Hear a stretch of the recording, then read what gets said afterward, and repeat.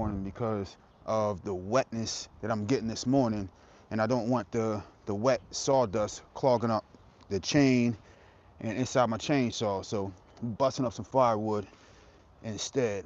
So I'm just pick and choose my rounds here.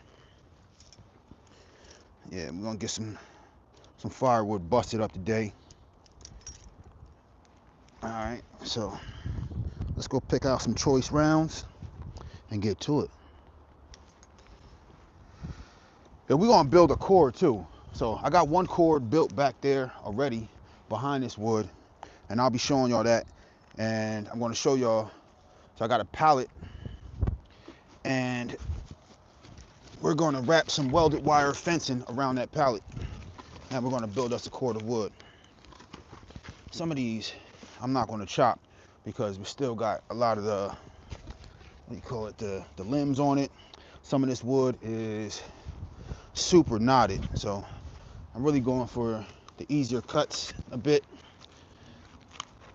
I'm gonna make life a little bit easier, just a little bit. I hope this is stable enough. All right, yeah, we about to get to it. Let's chop up some wood, and I got my gorilla cart here, so I'm gonna be transferring a lot of this wood here to the pallet that I got back there, and then we're gonna wrap it with that welded wire PVC coated fencing. Okay, so yeah, we about to get to it. All right, and we're building a cord of wood. I already got one cord built back there. All right, and yeah, we about to build another one. So I got some wood chopped up in the back. I got some chopped up right here. We about to chop up some more.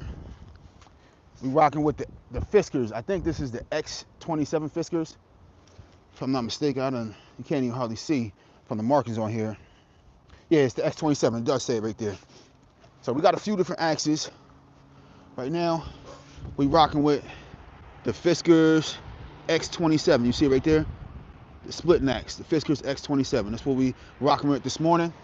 We got a few axes over there. We got the 8-pound maul. We got a Husky chopping axe, which if I'm chopping away at the sides, I kind of like that one too. So, and it's somewhat of like a dual splitting and chopping axe, but it's all good. But this is probably the more ideal chopping axe we're going to be splitting with. Okay. And I'm not really a big fan of how this round is. The one on the bottom, this base round is kind of shaky. I want to get this on more of a solid base here. Okay, and we're gonna build us another cord. We got a cord in the back. Once a few more people tap in, I'm gonna take y'all around. I'm gonna show y'all the cord that I'm building, and then I'll show you the one that I built already. And I got another pallet in front of that, and then we're gonna build another cord this morning. All right, so we got a decent amount chopped up right here. We're gonna chop up some more because I don't think we have enough to make a full cord right now. But this is all oak right here. So we got a ton of free wood, we got a ton of free oak. And for oak to dry a lot faster, I don't want this to take 2 to 5 or 6 years for this wood to dry. So we got to bust this up some more. This is not sufficient enough for this stuff to really dry in a reasonable amount of time, because I want to dry this wood as firewood. You know, I want to be able to heat my home for free.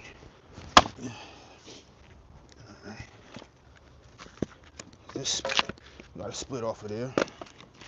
All right, this is cool. Some of these pieces are a little bit bigger than we need them to be. I'm gonna bust these up a little bit.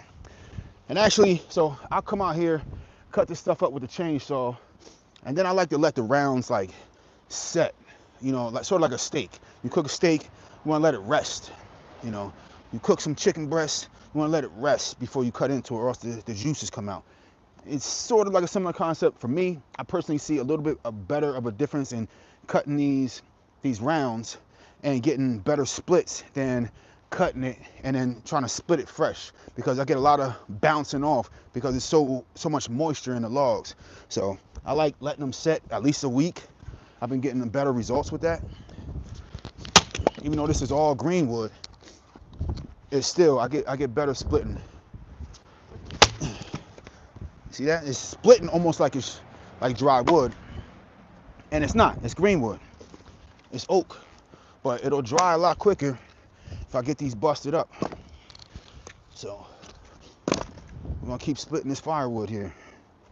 We got another round. Just starting on this round.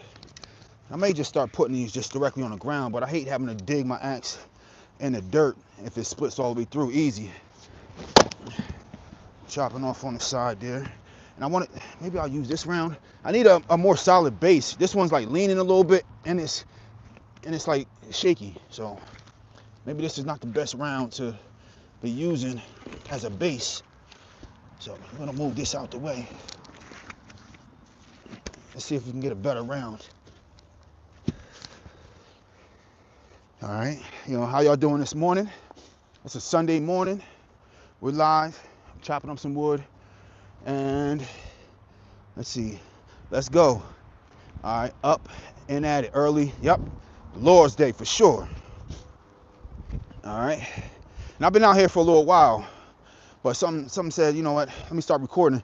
I didn't think I was going to be out here recording this morning because I'm looking at the weather and it said it's supposed to be rainy most of the day until like 3 or 4 p.m. where I'm at. Let's see if I can find a solid spot. And I'm like, all right, well, I'll just keep it in the house. I had to run to the store for a few things. I'm like, I'll stay in the house, do some cleaning. You know, my son's birthday yesterday. I clean up a little bit more. You know, he had a blast until he fell out last night. But I made a sandbox. I don't know if anybody tapped in yesterday for that live that's in here today. I made him a homemade sandbox, a 6x6 sandbox with a bench on it. He was happy. He was really elated. I made him a little excavator, a little toy excavator that he can lift up and dig the sand with. Yeah, it was nice. It's right there next to my camera. You know, if anybody wants to see that, you know, maybe I'll show that. But it's covered up with the tarp there.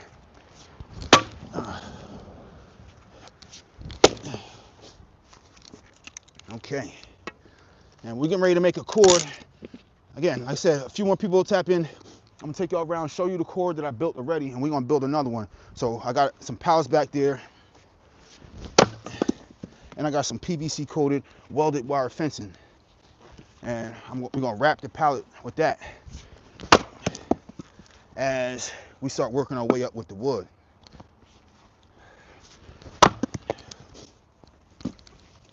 And I'm not really swinging hard, you know, because I let this wood like rest before chopping at it right now.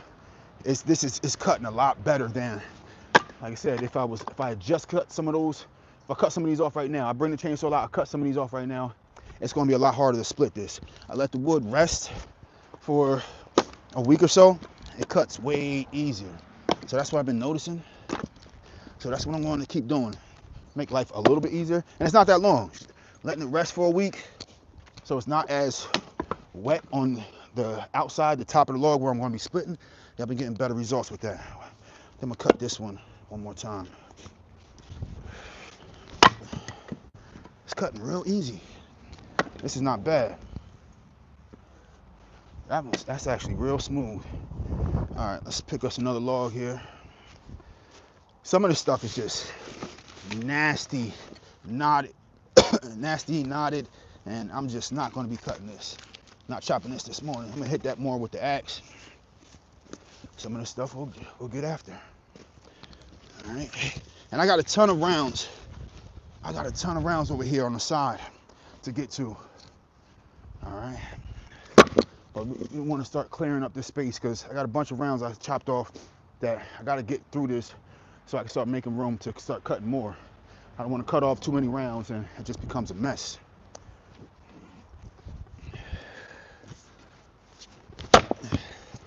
See, coming off real easy.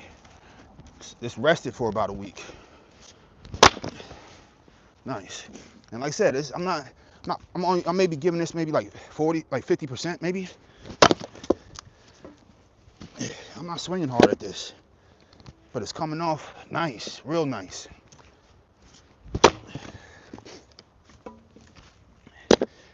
And because this is just for home personal firewood, it's not all measured like 16 inches.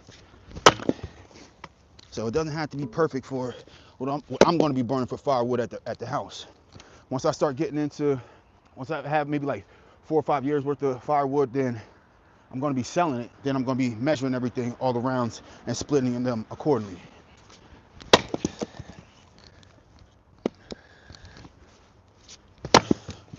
But for those just tuning in, this is all Greenwood, and I got all this stuff for the free 99. All right, so we also need to start stacking in this Gorilla cart here. No, we're gonna hit this one again. I think I want this one cut again. But we're gonna start stacking our wood in my Gorilla cart there, and then we're gonna start transferring it to the back, and we're gonna start putting it on the pallet that we're gonna be making our cord on. So I don't wanna be doing double the work. If I pick them up, they need to go into that Gorilla cart.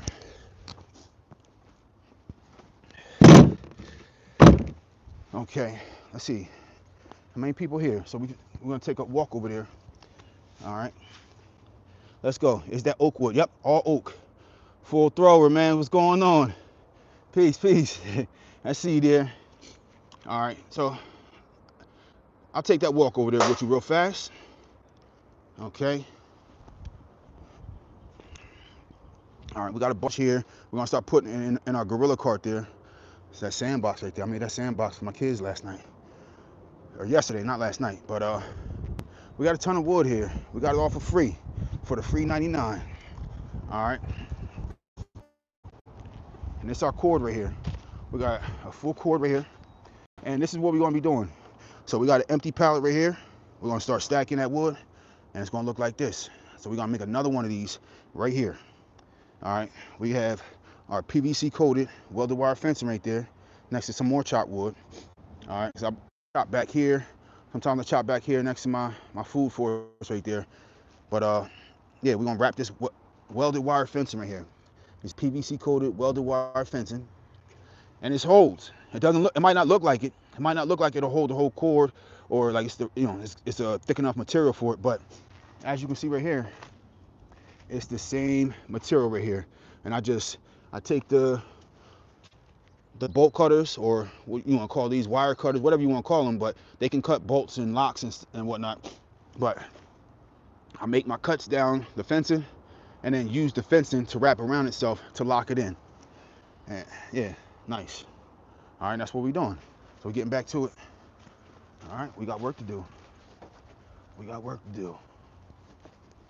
All right, let's get back to chopping that wood. We're building us another cord of firewood. Okay, and then we got a ton of rounds right there. So when I start busting through some more rounds, we're gonna start hitting some more of those. But yeah, we gotta clean up this mess of rounds right here and start stacking in our Gorilla cart and transferring to our pallet. All right, so let's get back to it. White oak. We got white oak, red oak, and maple. Yep, bunch of oak, bunch of maple. It's mainly oak, but we have maple, we have oak, and there might be a little bit of black locust here and there, but very little. It's mainly all oak. And then maple is next the amount. Okay, but it's all free firewood. So regardless of, I'm gonna cut that one again. Regardless of, picking and choosing what wood you think is best, I got this all for free. So all I have to do is just bust it up and cut it into the desired pieces. And it's hard to complain about free. This is right next to my house. So I need to get through this wood as quickly as possible because it's an eyesore, I know, for the neighborhood. But I come home each day after work and put in a little bit of work, a little bit at a time. All right, so just keep chipping away at it. But the work that I'm putting in now is going to allow me to reduce my energy bill. I'm going to be able to heat my home for free. So I'm buying a wood burner stove this year. I've been talking about it. If anybody in the chat has a wood burner stove, let me know. I'm definitely would like recommendations, I'm looking for a wood burning stove that you can have a cooktop and an oven.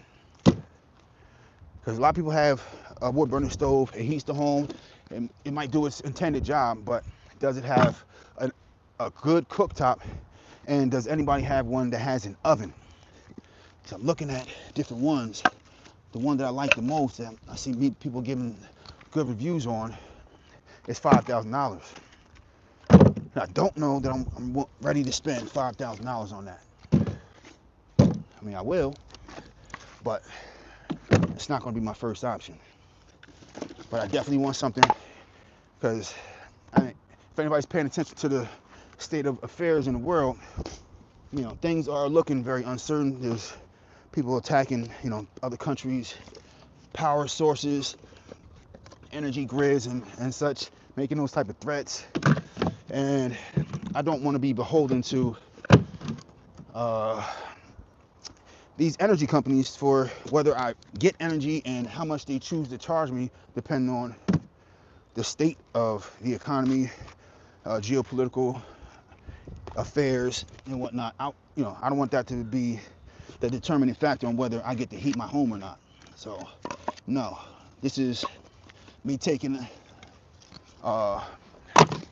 precaution and getting the wood burning stove. We can go with not having air conditioning and still be okay. Open up some windows, get some airflow and so, but not having heat to heat your home, no, that's a no-go. That's a no-fly. Should always be able to, especially I got 3 little kids. No. So, that being said, gotta come out here and get after it. Gotta be able to have backup. Now I have generator. I got a big Generac generator, but it's a gas generator. So, you know, I want to be able to heat the home for free. That's the biggest thing. And you got to have a way to be able to heat your food. So if you got to have a way to cook, I'm going to hit these again.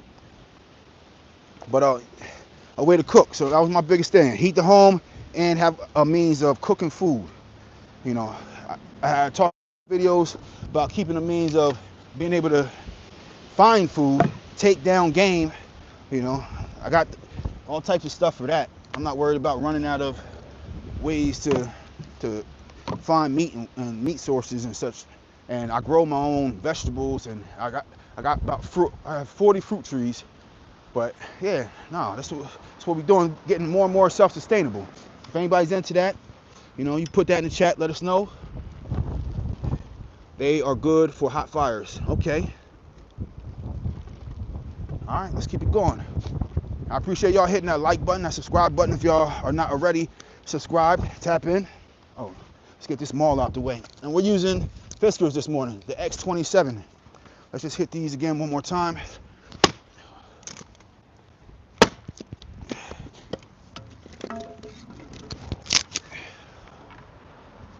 All right, I got no more room in my Gorilla cart.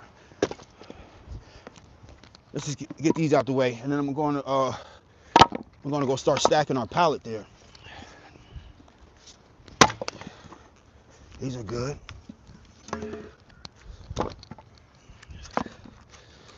Okay. So right now, these won't stand up on their own, so that's why I'm just laying them down. It's okay. Everything doesn't have to stand up and be cut that way. Let's get this out the way of our Gorilla cart when we pass through.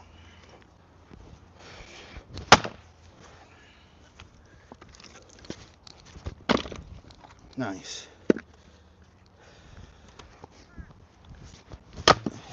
Okay.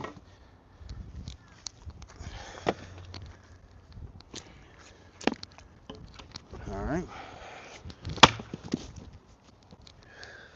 Let's hit this one more time too. Nice. Okay. So we're gonna move our Gorilla cart to the back. We're gonna take this load to the back, and then we're gonna come back for another load. All right. Let's change the angle. You can see me taking it back there. You can kind of see that stack. So I'm gonna move the camera angle so you can see that stack over there. All right. Yeah, you can see that. So we got a cord back there already.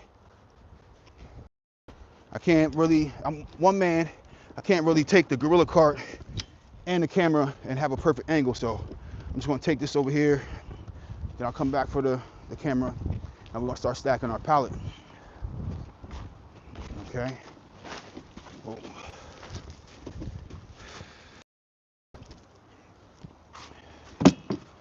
Give y'all a good angle. But yeah, we putting in that work this morning. We're gonna build us another cord and start shaping this stuff up, not looking like a mess. So somebody that looks at what I got going on, you can see that this is done with purpose, intention. All right, so I cut a lot of these rounds and I just got them drying right there. All right, these are the good cut rounds that don't have a lot of knots and stuff in them, so those will be good. We got another pallet right there for when I want to start making another cord, and then I got another pallet on there, but I get them for free. So I'm gonna start bringing some more home from work. All right. So let's get a good angle here. We're gonna start stacking. Oh, pardon me. All right. It's not bad. It's not a bad angle. I'll let you see the cord right there. We're gonna start stacking our new cord. Okay. Most definitely. Okay. So blessed. What's going on? I see you. I appreciate everybody for tuning in. Hit that like button, hit that subscribe button. So we got a cord right here. I already built this cord, so you see it's possible. What I have going on, it's possible. I already had the PVC coated welded wire fencing, so I got 100 foot for, it was like, when I bought it was like $112 for 100 feet. And let me see, you can see the whole thing. Got about, yeah, you can see. Okay. Now we're gonna start with this other pallet right here. So I got about 100 feet for about $112, and it only took a little bit to wrap around this pallet. So we're gonna start stacking this pallet right here. So I brought my Gorilla cart over. Okay, and let's start stacking this pallet. And really, let's start stacking it like Legos.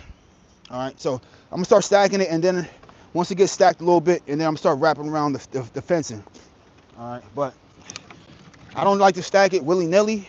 I kind of want to fill gaps in so we can kind of fit as much wood on there as possible to make it more close to the look of a full cord. So, I don't want to just start going, just start stacking all stupid, kind of put things where they should. And for me, it's also about just getting the practice of building a cord. So when I start making this my business, I want to be able to, a customer to be able to look at it and say, okay, yeah, that's a full cord right there. All the gaps look like they're pretty much filled. It's not fluff. He's not trying to pad stuff to make it look like something that it's not. This is a guy that is about his business, and he's giving good quality service. All right. And those just tuning in that didn't hear me talk about it before, all this wood is not cut perfectly even because this is still coarse that's going to be for heating my home.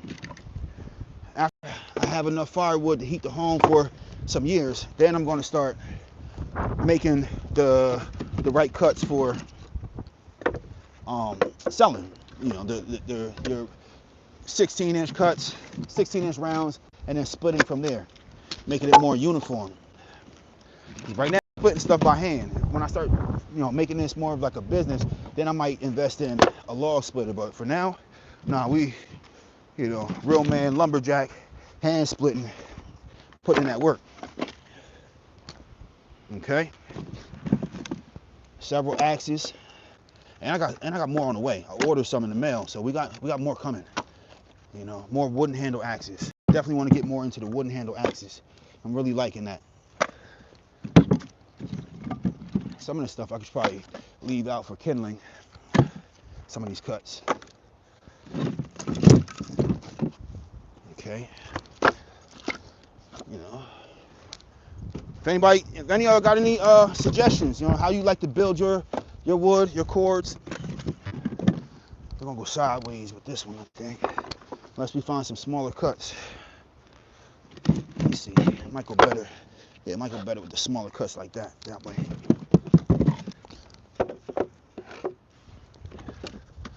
Okay.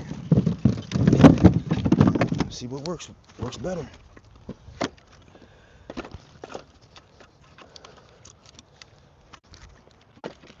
Okay. Playing Tetris and Legos over here.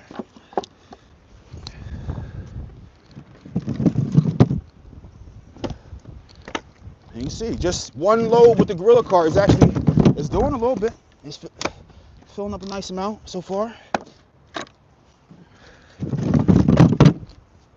And we doing work. The wife and kids are still in the house asleep. As the man in the house, I like to get up early, come out here, start putting in some work. Because my son, he just turned 4 yesterday. He likes to come outside and he wants to do everything I'm doing. So I gotta come out here. If I wanna really get stuff done, I gotta come out here before he wakes up and wants to be just like his dad. So I'm more productive when I'm out here before he wakes up. So that's what we're doing. All right. So you kind of see what I got going on right now. These right here, we're gonna leave these as to the side for kindling. And I got some more wood over here on the side that we have cut up already. So I'm gonna add some more that we got right here behind the camera. But let's see, what we talking about? I just got hit by a meteor. A meteor? What? What my man talking about? What's Travis 5658 talking about? I don't know. So he just got hit by a meteor. I don't know what that's about. So we got some good pieces right here behind us. Behind the camera there. So I did some good splitting yesterday. All right. And maybe I'm gonna put some more of these pieces right here that I got going on behind the camera. After I start stacking some of these, we're gonna start our first wrap with the PVC welded wire fencing. So we got some smaller pieces that'll probably go good right there in the front.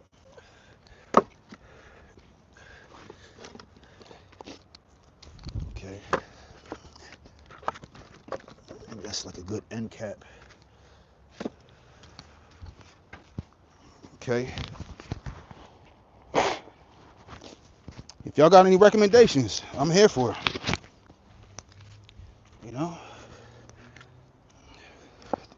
Y'all adept at stacking firewood, burning firewood. Anybody got the wood burning stove? I would love to hear about your experience with a wood burning stove, because I don't have one yet. I'm getting one this year. Get one soon. I'm in the process of looking for the right one that I want.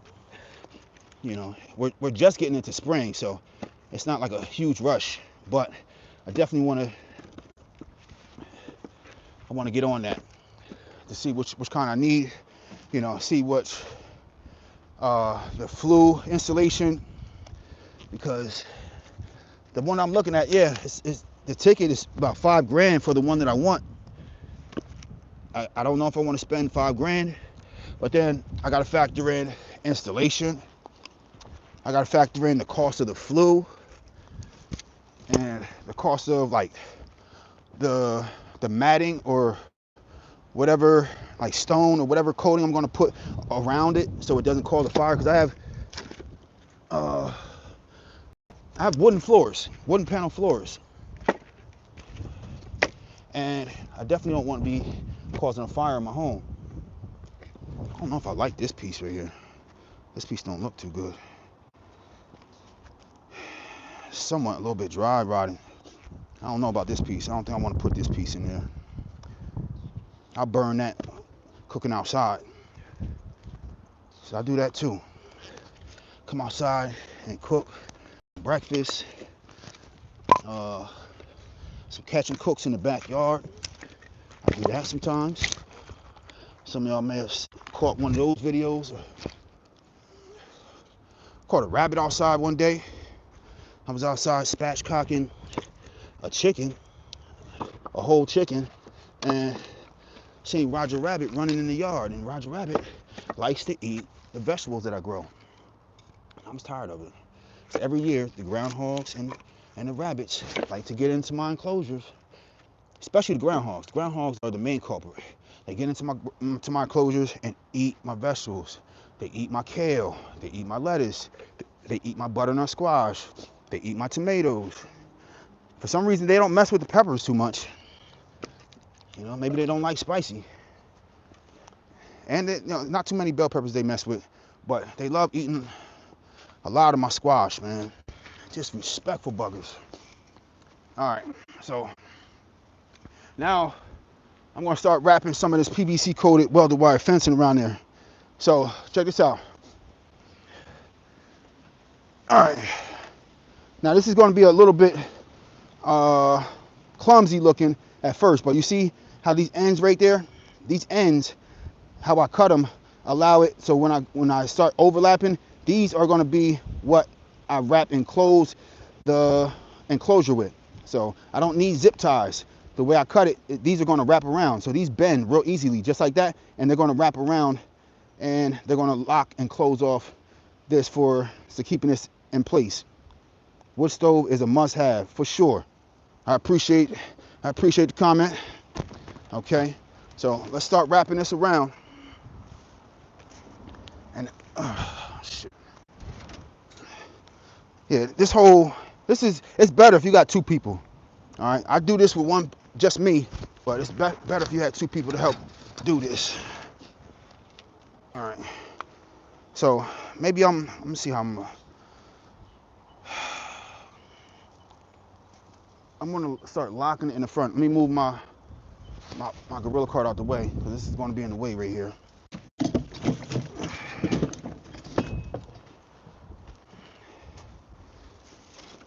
And really, all right, so I'm gonna start spinning this to start unraveling it right here. All right, like I said, it's a little bit clumsy with one person. I'm just trying to open up enough of this welded wire fencing, and we're gonna hook it under the pallet, but I got to get off enough so that we have enough to wrap around. And I kind of want to make sure we have our corners built as far as the wood stacked, because if not, I got to reach back there and build the corner. Oh, some fell off the top of there. All right, almost around with this one side. Okay, just rolling it, pulling off enough. Okay, so we're good right there. So what I want to do now is, I know I want to lock this somewhere in the front. I just want to see where I want to lock it at. So I'm gonna lock it like right here in the front, because when I come out here to get wood, I'm gonna open it from this side right here, from the front. So I know I want to keep this lined up right here, and then I'm gonna hook a piece under my pallet here, and that's where this is gonna stay at. All right, and I'm gonna see if I can start working my way back around, just keeping that real taut. All right. And again, this works better if you have more than one person.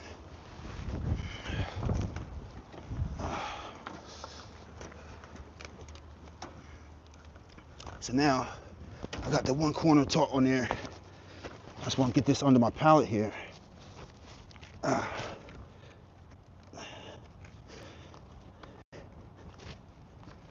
Okay. Come on this other side and get this roll. It's goofy as hell trying to maneuver this with one person.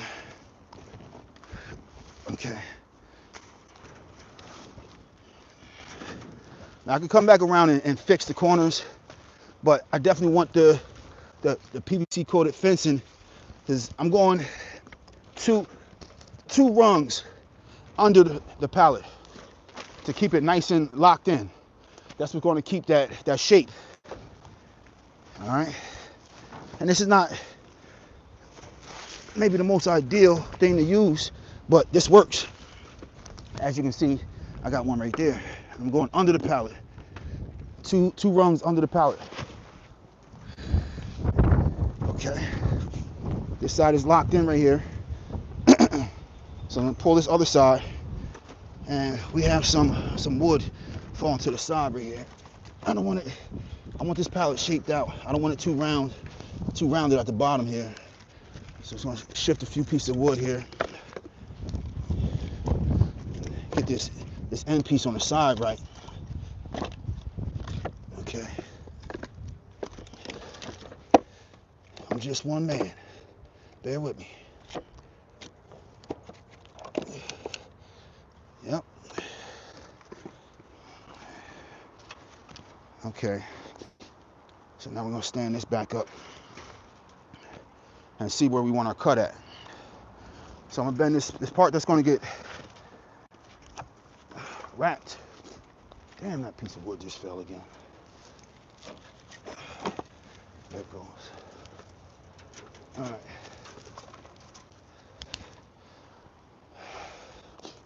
Like I said, this shit gets goofy and clumsy looking. I'm trying to do it one person, but we're almost there.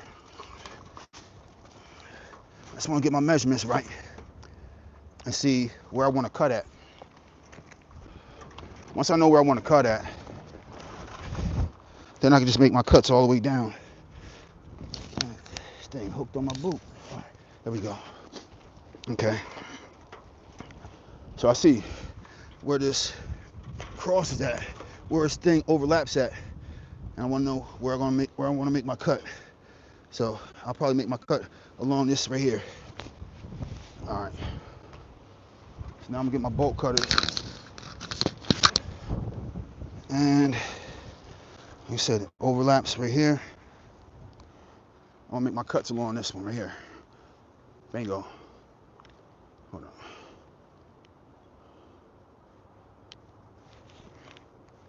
Now I'm making my cuts to where the next cut of fencing has the prongs to wrap around for the next pallet, because I already have my pieces that are cut to where it can wrap around, so we don't need zip ties or anything.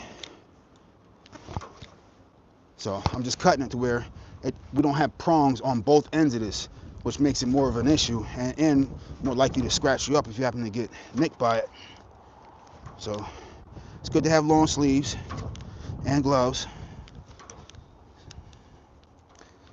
All right, we're almost there. We're more than halfway down cutting.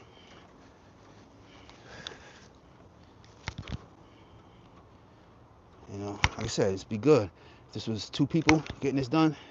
A lot easier, less clumsy looking, less goofy on camera, but I'm getting it done. I'm gonna show you how I do it. Show you how Backyard Lumberjack gets it done. Okay, almost there. 2 more cuts.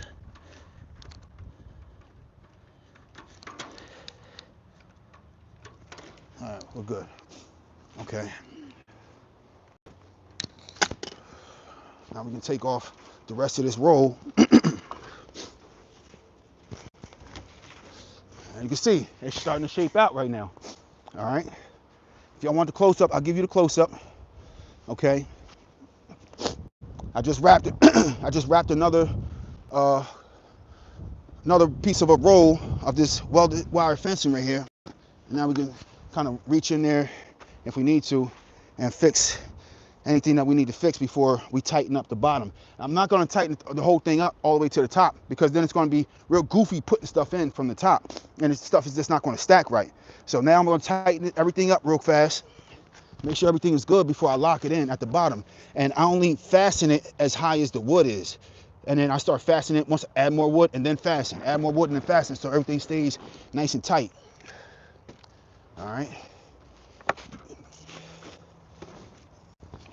It's really the ends down here at the bottom that I'm more worried about. We swap it out for a better fit right here on the end. Okay.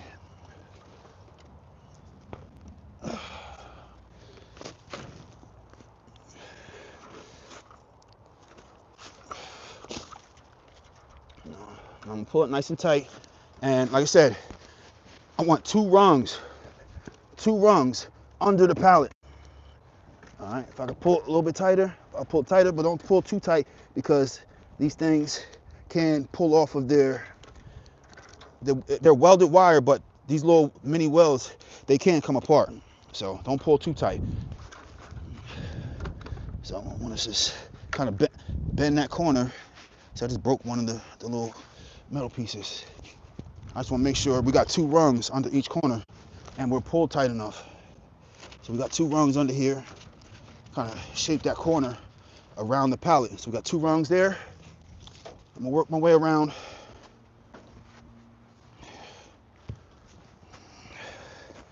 Just want to flatten this out back here. Two rungs under here. Kind of shape this corner so it kind of stays while I go back around. Okay. So now the back is kind of set. So we just want to make sure we got the front set now. So this is pulled tight enough. This corner's kind of stand. And we just need, I'm gonna sit my foot right here, keep it taut, and we're gonna pull this one side right here and see where we need to be. Okay, we're good. Now, I'm gonna keep my foot on this one, and now we gotta lock in the bottom. So lock in the bottom, lock it in. All right, and we're in. We're in. Okay, so now the bottom is locked. As long as you got that bottom locked under the pallet, it shouldn't come off. So the bottom is the most important part. The bottoms are locked around the corners. If you want that close-up, I'll give you that close-up. All right, so you understand what I was kind of doing the whole time. All right, we got one cord right there. Hit that like button, hit that subscribe button. We got one cord right there. We about to build another cord. And this is what I was saying about having two rungs under that corner right there so that this stays. This don't go nowhere. Like I shake it, it's not going nowhere. It's locked under that corner. All right. This one is locked under that corner so it don't go nowhere. Two rungs.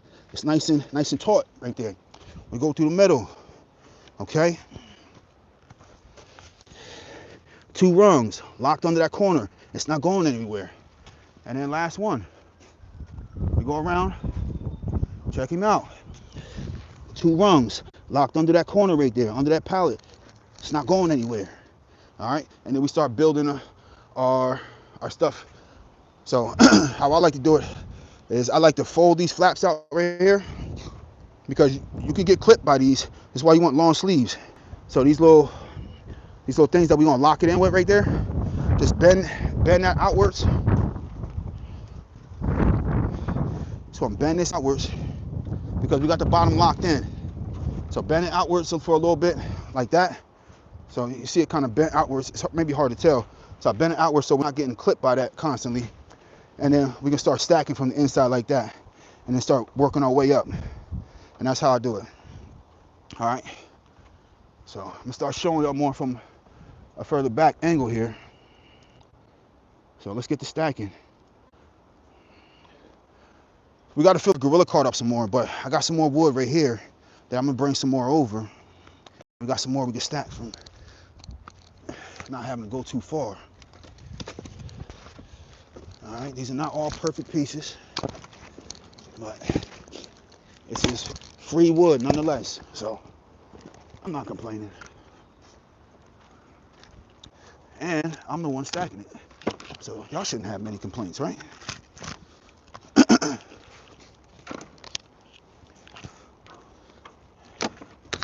And like I said, we kind of playing Tetris or Legos. Excuse me. All right, so that one didn't fall into place the greatest. So we just get in there, adjust, put things how they best fit. Because this is gonna be in here a while. I don't want this stuff in here all goofy. stack this stuff, make it look like a proper cord. You know, I'm not the most vain individual, but I still wanted to not look like a, you know, a crazy mess. And before you start stacking too high, make sure you fasten more, because this will start to widen out. If the wood starts falling to the side and starts falling on this and you don't have it clasped, it will start to widen out, and then it's going to start to look all goofy. So before you stack too high, fasten your clasps if you want everything to stay in line, because this stuff will start looking real goofy.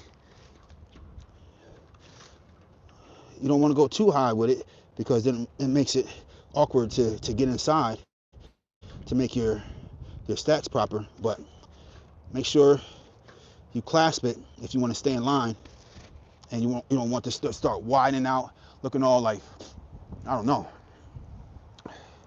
like your cord has like a spare tire, you know, skinny legs, and then, you know, that spare tire around the waist. You don't want to start looking like that. So I want mine to keep its form. So I'm gonna start clasping this, wrapping around the welded wire fencing. It's wrapping around itself to lock it in. So I don't need any zip ties or anything, but I just want to keep that so it kind of, for the most part, keeps its shape. Okay, so let's start stacking some more wood in here. And if I want, I can fold this side down too. You don't want to bend it too many times because it will break off. But if you want this to kind of be out your way, you can kind of fold this down, or just kind of clip it inside.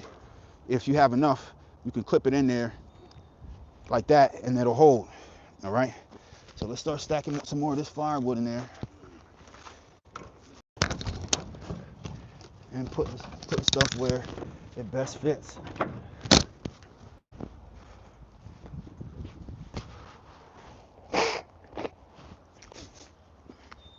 Okay, so we got a few more pieces back here that can definitely go in there.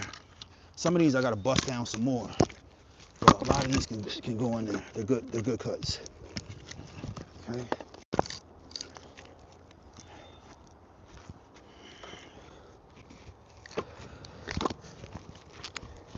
And this stuff will cut you. That's why it's good to have long sleeves. Good to have on proper clothing because this can, right now, what's snagging on my clothes would be my skin if I didn't have on the right stuff. So definitely be careful with this welded wire fencing. And it's just like a corner. This is kind of more difficult to build if I don't want it to just be all like lazily and goofy putting it in there. So I want to see if I can find a piece that can be on that end right there, a good end piece. Maybe I can maneuver that right there.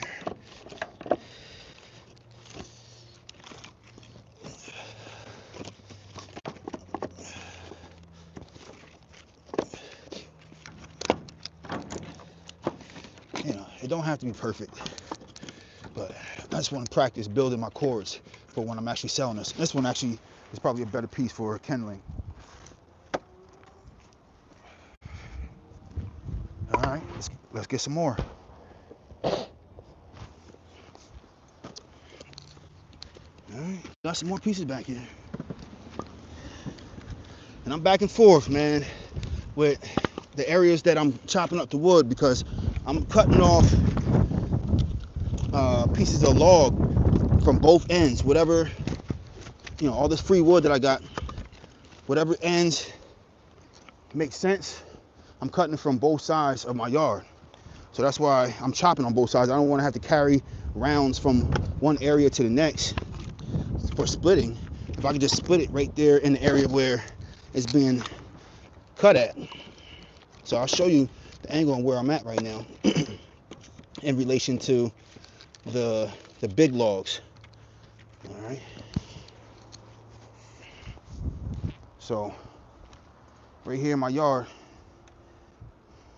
all the rounds right here, big rounds. So some of them I cut right here, and you see like one on the ground right there. All right. So sometimes I'm right here, I'm cutting these rounds right here, and then I chop them up right over here, right on that stump right there. Chop them up right there, and then start putting them right in my area where we're building a cord right there. So now we got to go back. I'm pretty much like the rest of this wood back here has to be chopped up more for the most part. So I'm pretty much done back here. We're gonna go back to the front, collect some more wood. That's chopped up a little bit better. All right, so back to the front we go. Let's go. Let's get it. But we looking good so far. We got another cord built. We gotta go put in some more work. We got some more wood that's done, but we definitely gotta go put in some more work. All right, but yeah, all these rounds are good and ready to be chopped, but they're stacked nice, so they can stay there for a while. All this stuff right here, I gotta get this out the way, because you see my house right there, and it's looking like somewhat of an eyesore. We got the road right there, so we gotta put this work in. We gotta get this stuff taken care of. You know, would y'all do this?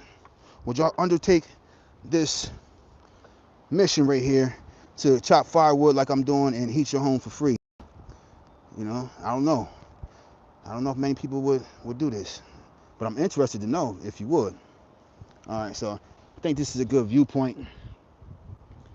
All right, now I gotta go get my gorilla cart again so we can stack our wood right there, but we're gonna get to some more chopping too.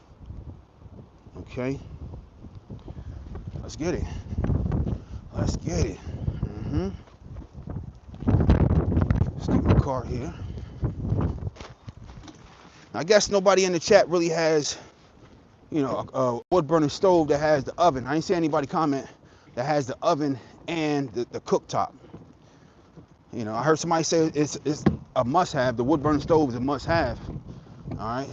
I mean, where I'm at, I think we're more closer to the city, so maybe not as many people are into wood burning stoves in this part of the country where I'm at. I'm in central New Jersey, but I'm into it. So that's really what matters, I guess. You know, I'm heating my home, not heating somebody else's home. All right, so let's find some more decent rounds for cutting. What we getting at? Some of these stuff, man. Some of the stuff has some real good knots in it, and I don't know if I want to be sitting here playing with all these knots right now. So you see, we got a knot right there on the side, but we're gonna split off what we can off of this one. Maybe we'll get at this one next.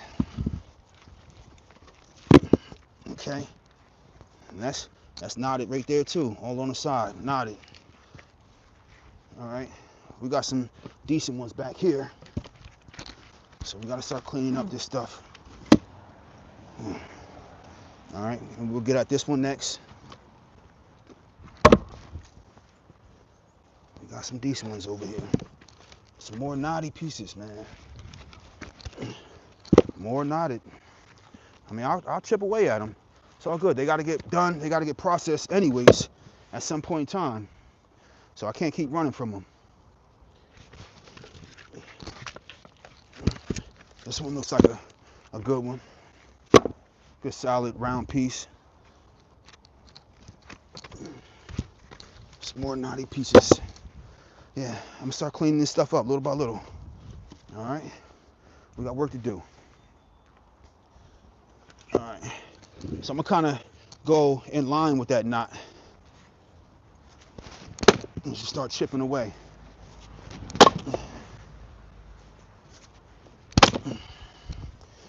Okay, so far so good.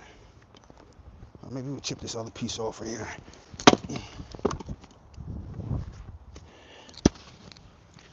And like I was saying, for the people that weren't there in the beginning, I like to let my wood rest. So when I chop my rounds, I've been getting better results letting that wood rest for a week or so before chopping at it. And I'm not getting so much like of the axe bouncing off of the wood because there's so much moisture in it.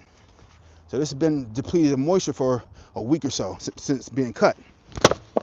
And we're getting better cutting off of it. I don't like cutting it fresh if I don't have to.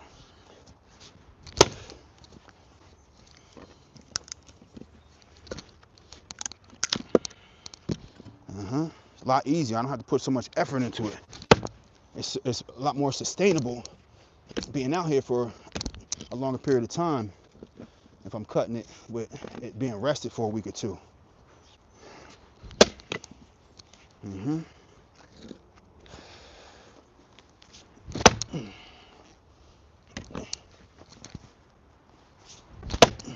Nice.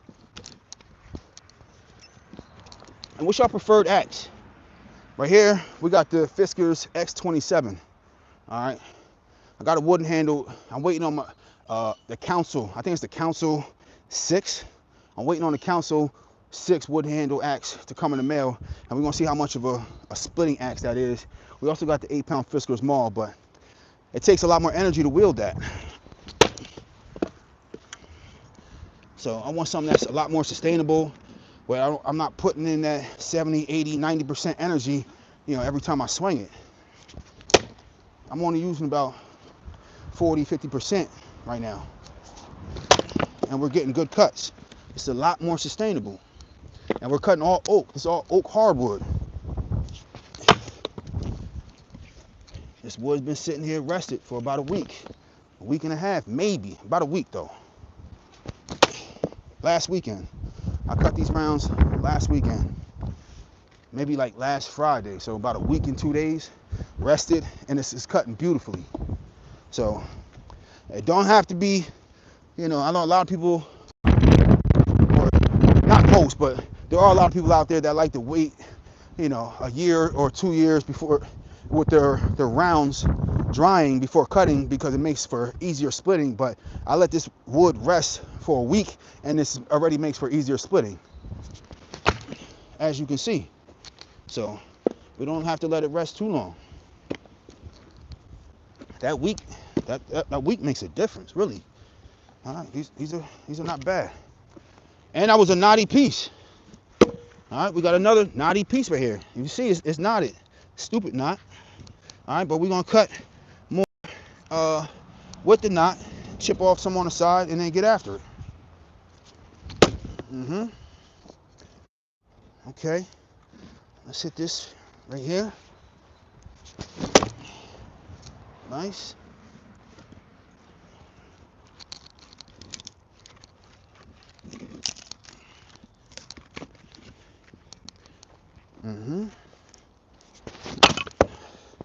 We chipped a little piece off.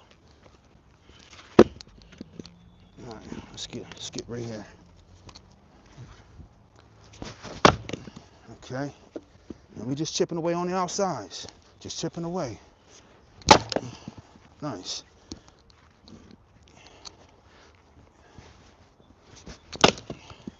Getting after it on a Sunday morning. Easy like Sunday morning, right? It's gotta be one of my favorite songs. Easy like Sunday morning. Nice. Now we just pretty much have this knotted piece right here. Yep. It's a good knotted piece. And we're gonna attempt to split it in half. We're gonna attempt it. I know it's not gonna go right, but it is what it is.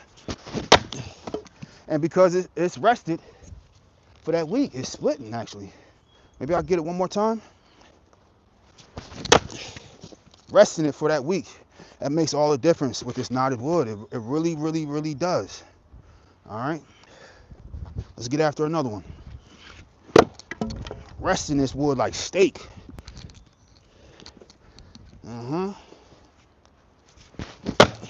Nice, beautiful, beautiful.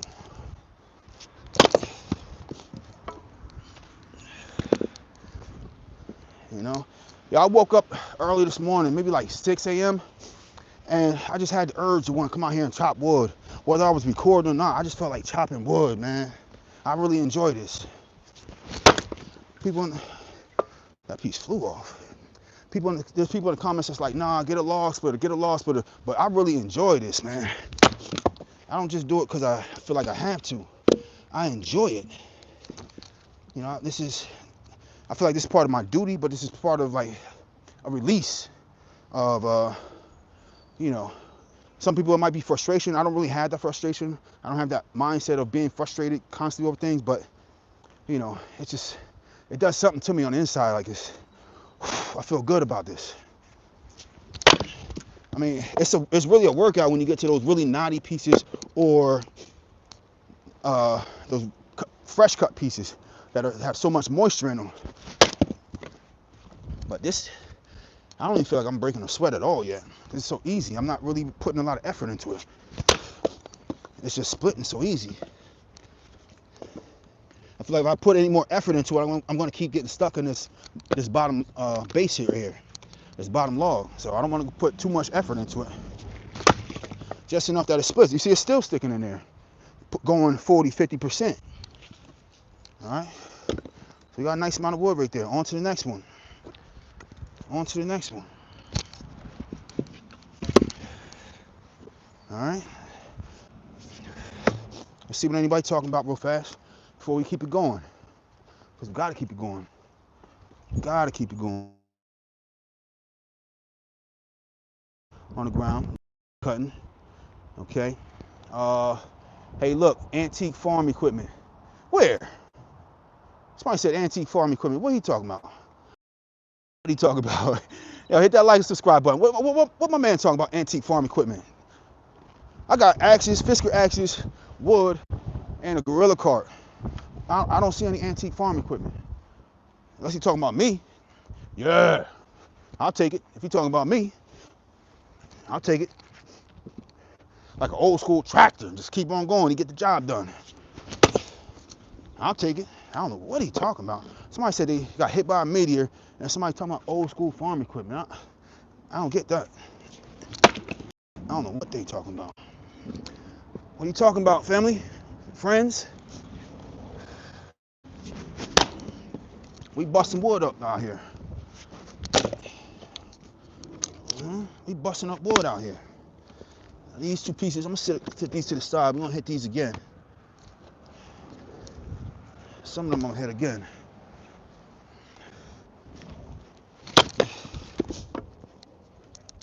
Let's hit this one more time.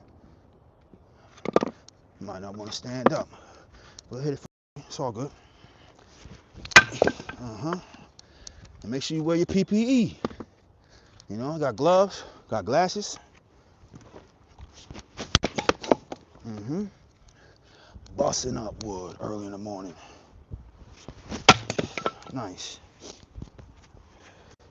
Building on firewood for a wood burning stove. Heat the home for the free. For the free.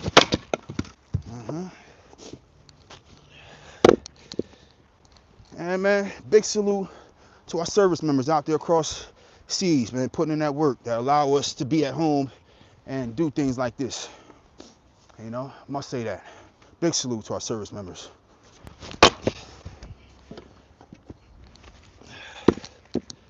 Okay.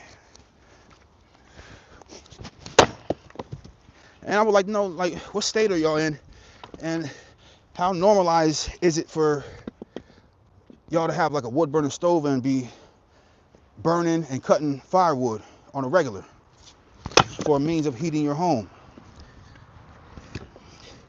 Where I'm at in New Jersey, and it's not as normal. It's not the regular thing. Everybody, you know, you got a gas bill, you got an electric bill. You're heating your home with whatever company is in your area. And the prices are going up, especially with all the data centers being built. The price of everything is going up. I want my prices going down. Yep. That's what spawned this right here. You know, I've been having the tree companies deliver free dump truck loads of mulch in my yard maybe about 5 years ago, 6 years ago now. And that's what made me think, like, I saw them cutting down trees around the corner, and I'm like, hold up. They gotta pay to get rid of those trees. I want those trees. Let me, you know, show some initiative, went and talked to them. Look, what are y'all about to do with those trees? So now we're about to go dump them. I was like, how long the drive? He said, an hour away. Hour drive to go dump all those trees. I said, you got hardwood over there? He said, yeah, oak, maple. You got red oak, white oak, maple. I said, you know, that, I live right around the corner. You know, y'all can stop mulching what you're mulching right now. You can come dump that in my yard. I said, what? What you mean? I mean, you can come dump all of that hardwood. Don't bring no pine or none of that stuff over there, but dump all of that hardwood at my yard. I said, in your yard. He said, show me. We walked around the corner. And he said, yo, where? I said, yo, you see all that land back there? If you can get the truck back there, I'll take it all the way in the back. But if you can't, dump it right here next to the house. Dump it right here next to the house. And he said, hold up, man. I need you to text me that I have permission to dump all these trees in your yard. No, text me your name, text me your address, and text me that I have permission to dump all this wood in your yard. And I'm gonna come dump it. I did it right there in front. Look, you see? Boop, give me a number. Boop, send it to him.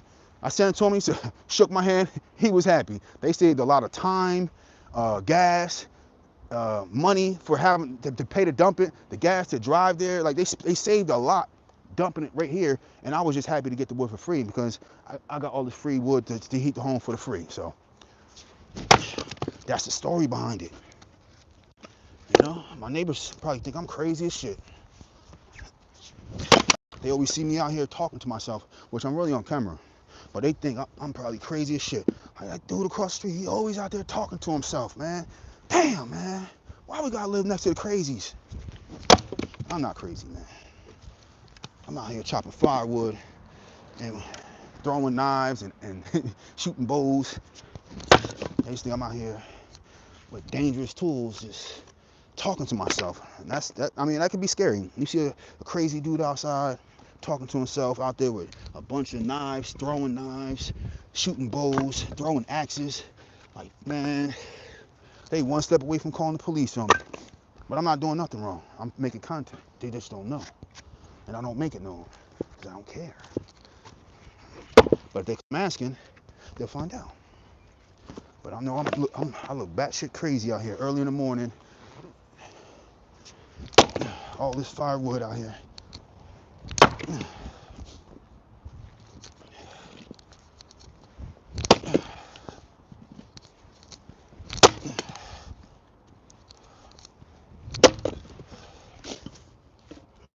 Just like that. Just like that. Come on, hit that subscribe button for me. Hit that like button for your boy. Out here putting that work in early in the morning on a Sunday when I could be in the house resting, sleeping, watching a boob tube. No. Stuck on screens, not getting that work done. I got work to do. I got work to do. I think there was one that I wanted to chip again. Maybe this one. Maybe this one. I'll hit again. You see, I'm only putting like that 50%, and it keeps getting stuck in the bottom. So you can see how easily we're getting through this wood. And it's all fresh green wood. You see all these logs behind me. The green, and it's hardwood.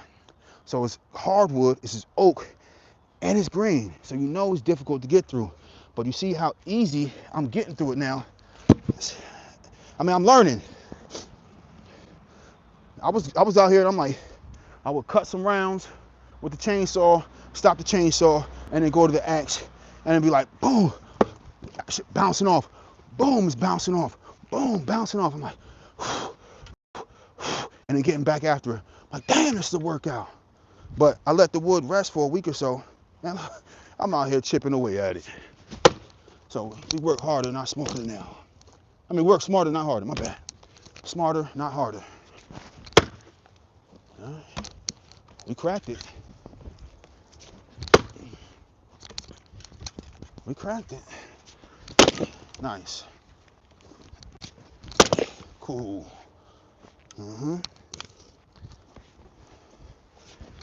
And I haven't even had need to bring out the maul yet. I ain't even bring out the, I mean, I have the maul right there, but I haven't had need to use it yet. So we just getting after it with the lighter axe.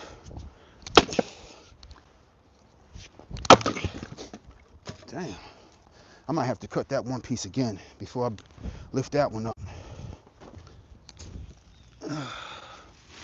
Let's get that piece back. Let's get that piece back. This one, we're gonna cut this one again.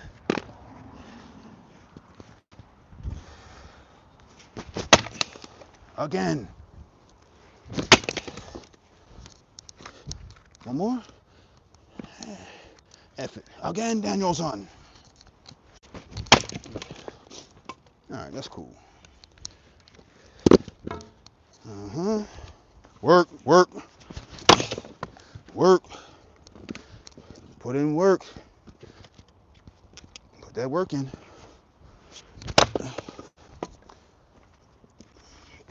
Keep chipping. Just keep chipping away.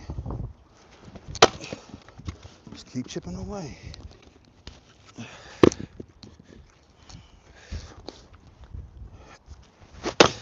And I just cut off the piece with the knot in it.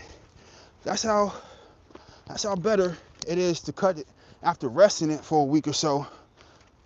Because usually these pieces are more difficult to cut. We got a knot right there, and it cut off real easy, super easy. All right. Let's see, the green grass of home. These days, if you want to have an intelligent conversation yourself, is about the only one you can talk to. Are you in training for a heavyweight fight? Nope. Training to stay warm for sure. That's all. Training to stay warm and for free, because I got this wood for free. So that's it. Not training for no heavyweight fight or nothing. Just out here chopping firewood to cut the home, heat the home for free.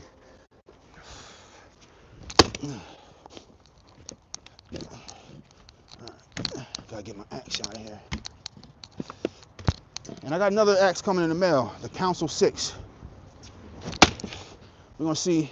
Gotta put a little bit more gas on that. A little bit more. We cracked, but a little bit more gas. Yeah, it's knotted in there. It's another knot right here. See some little knots right there. And we got a knot right here, another knot right here. That's why it's not splitting. I mean, it's cracked. It's definitely cracked, but it's not splitting yet. We gotta put some more gas in it to really get through there. There we go. There we go. And we're gonna split this piece again. Damn, this piece is flying off. This one good enough yet? We're gonna hit that again. Again? Maybe again. Yep, one more time. Piece came off. Oh yeah, this is really knotted. This is really knotted. I'm gonna try from the other side. It's really knotted. It's 4 knots on there. But she split. She split though. Oh man, this thing is knotted like crazy. Yeah, it's real. Things going different ways. I see it. Yeah, this thing is all knotted up. So that's why she's not cutting that good. That's a hell of a pile. Yeah, that's why I'm out here getting after it. That is why I'm out here getting after it. It's not gonna get itself done. It's not gonna break itself down. Yep, day in and day out. I put in my overtime at the job, and then come out here and get to work. It's my second job right here. This right here is my second job. Nice. Labor of love, though. What did he say? If you love what you do, you never work a day in your life. All right. On to the next one. We got more. And we got more knottier pieces. Damn. But we're not running from the knotty pieces, man. If they got big branches kind of coming out, I'll hit them again with the chainsaw. But we're not running from the knotty pieces. They've been rested, unless they were fresh cut.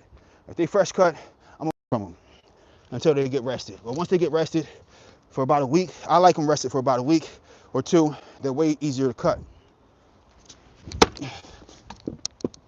All right. All right. Maybe, it's that knot. I don't know how many knots are in this. I see this tree starting to be a little bit more oval and oblong, so this one might be a harder piece to get after. But we're gonna get after it though. We got a piece off. All right. Let's get it. We're not running from the knotty pieces.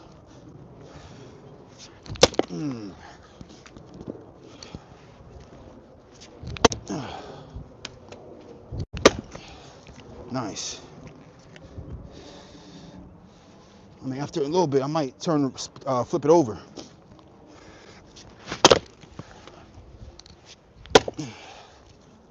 Maybe one more crack at it. Might split that piece off. Nice. Nice. We're not running from the naughty pieces. Naughty pieces get it too. Yeah.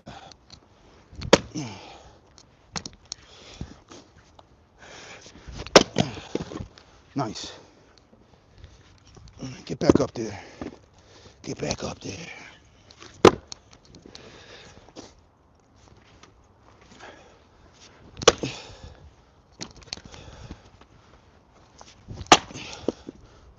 Beautiful. Beautiful piece of wood right there. Nice. Oak right here. And I think some of these massive rounds, I want to make some tables with. We're going to make some furniture with some of this stuff. Because some of these rounds are just like 40-inch rounds. Yeah, we're going to make some tables. We're going to make some nice little pieces of furniture. You know, I'm not the most adept at making the furniture, but I'm going to learn. University of YouTube is going to teach me how to make some furniture. We got this knot. Kind of trying to go right around that knot right now.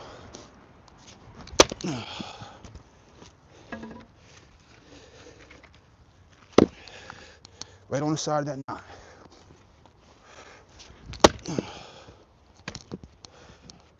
And it's cracked. So I get it off now. Nice. Now we're gonna go on this side of the knot and then that side.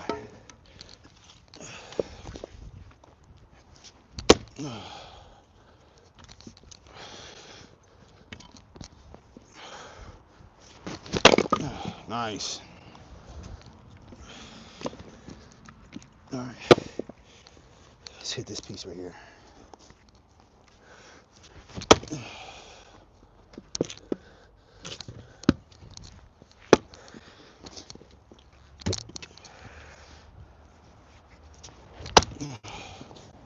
Yeah, that damn knot, man.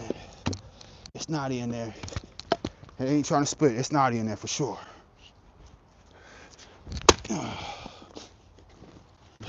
For sure. I put a little bit more gas in that. A little bit more gas. Just gonna crack away at it. I might flip it over. It's starting to split, but yeah, we gotta get past that knotty part. The knotty part is towards the top. You know, I think it'll be all right going down, but we're almost through the knotty part. You see it? See how split it is in there? Let's see if we can pry it. Nope. Nope. But it's a nice split though. It's just knotty. Oh, it's knotty down at the bottom at both ends. It's not all the way in there. Damn. Split it. Yeah, it's really knotty in there. Okay. Let's turn it over. See what we get.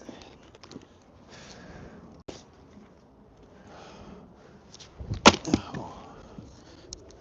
And a mess. Steve, right? Nice.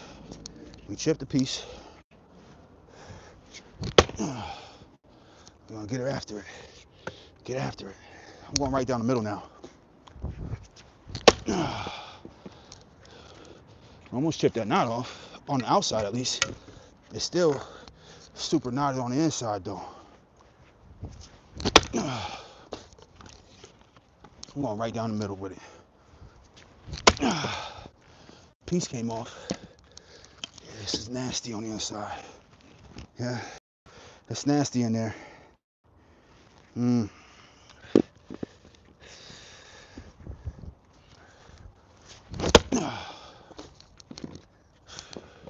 I might lay it down. see what I can do laid down.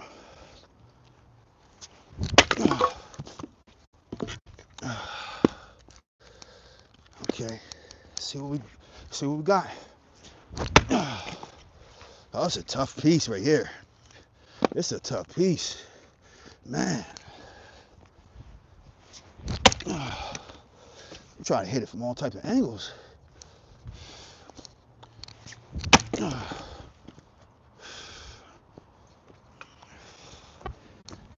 Okay, took the piece off of it, but man, this isn't. No, that's a terrible piece right here. This is a terrible piece. So, oh, my bad. You can see how knotted it is right there, and it's just not going straight at all. This is a nasty knotty piece right here, and then we turn around to the other side. Then this thing is doing all types of stuff. This is not a fun piece to chop at. There's nothing straight about this wood right here. No, we're gonna put this one down and then load up our Gorilla cart and go stack our cord back there. All right. What the hell of a nice pile of wood. Yep. All right. So let's stack this cart now. Put that piece aside. Let's stack this cart. All right.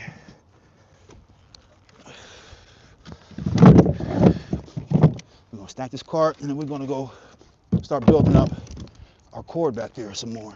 We got a nice amount to fill this cart and more.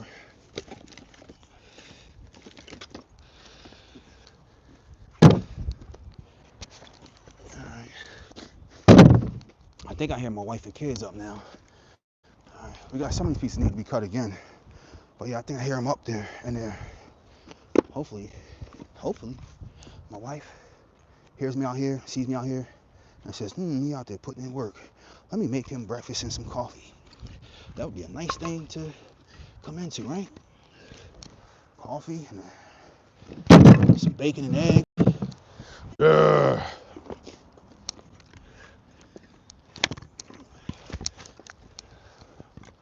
All right, we put that work in.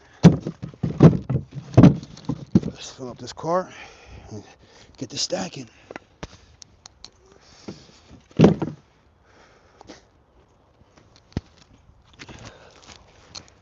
All right. If y'all putting in any type of work today, let me know what we doing today. What are y'all doing on this Sunday? You know, we don't have any sun in the predictions for where I'm at. It's supposed to be a cloudy and rainy, gloomy day, but that don't stop my program. As long as we ain't got thunderstorms, I'm out here cutting. You know, I don't want to be wielding metal objects in a thunderstorm, or stuff that will be conductors of electricity in a thunderstorm. So that's the only thing that stopped my program for the most part on the outside. But I'm still doing stuff on the inside.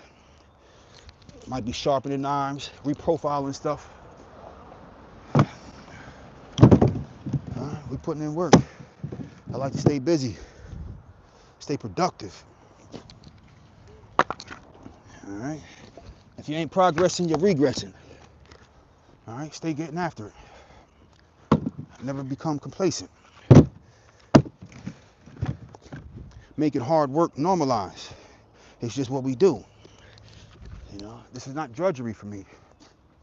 This is labor of love. This is something I chose to do.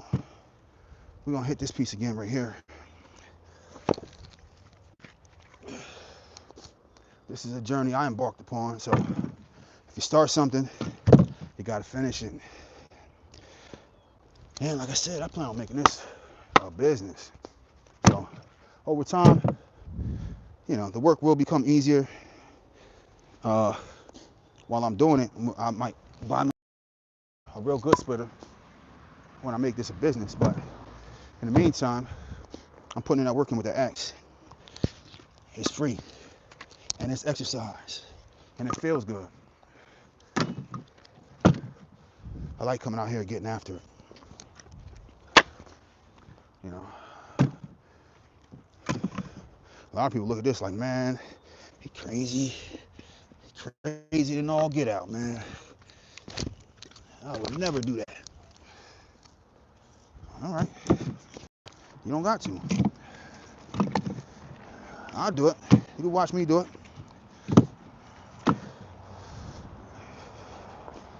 So we got enough to fill this Gorilla cart. I'm gonna just move some of this stuff out the way now. It's gonna lift up enough pieces to be able to get past.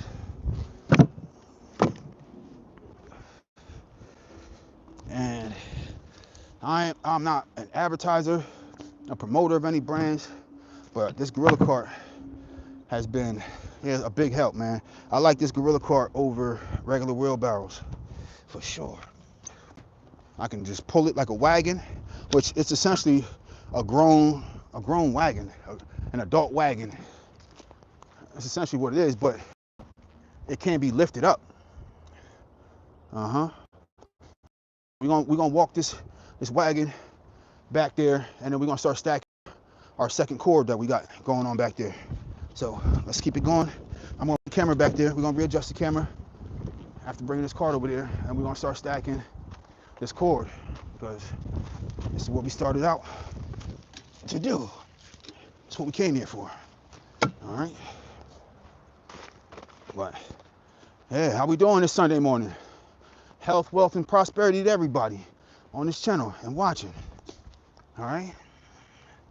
Good morning, y'all. All right, hit that like and subscribe button if y'all haven't already. Got a lot of wood, and we got a lot of work to do. I'm just one man getting it done. No help. I already split all these rounds already. But yeah, just one man getting it done. If y'all wondering why I got this can here, I got some dry wood in there. So I've been keeping this away from the rain, keeping that dry wood away from that. But we building this cord right here. So we got our other cord that I built, and we're building another one. Okay, so that's what's going on right here. All right, so let's give y'all the visuals so you see what's going on. I just wrapped that PVC coated welded wire fencing around there. Oh shit! Damn. Yeah, that's a laugh. I slipped over a piece of wood that's out here, so I got. Damn. Oh man. All right, so we're gonna stack this wood right there.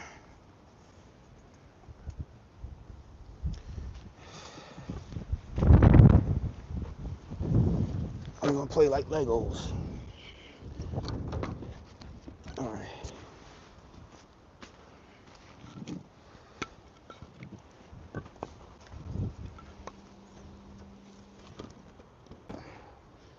Here we go. Stacking this in there where stuff fits really good. Y'all gotta hit that like and subscribe button for that one, man. Just took a spill, man. Slipped on a piece of wood, man. It was like a piece like this. I was adjusting the camera, slipped on a piece like this. The piece rolled, slipped right from under it. So yeah, I gotta clean this area up a little bit more. I was just picking up some of the wood that I was stacking in there, and yeah, took a spill, man. You gotta hit that like and subscribe button, man. I'm out here literally killing myself to get this done. All right.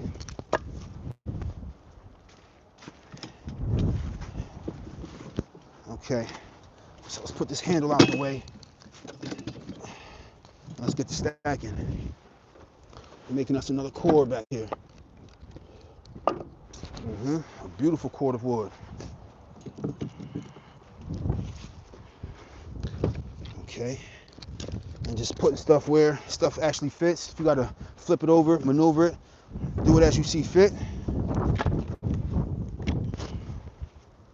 Okay, and we're stacking little by little. It's starting to shape out. Let's put that back there.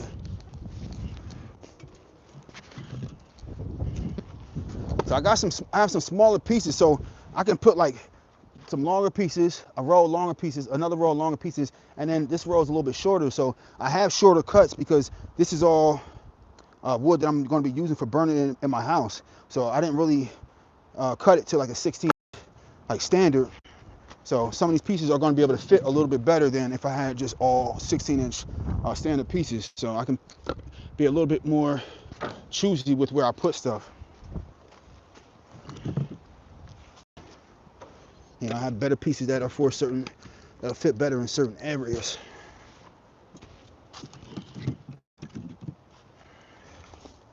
But for the most part, I'm stacking this up nice and neat.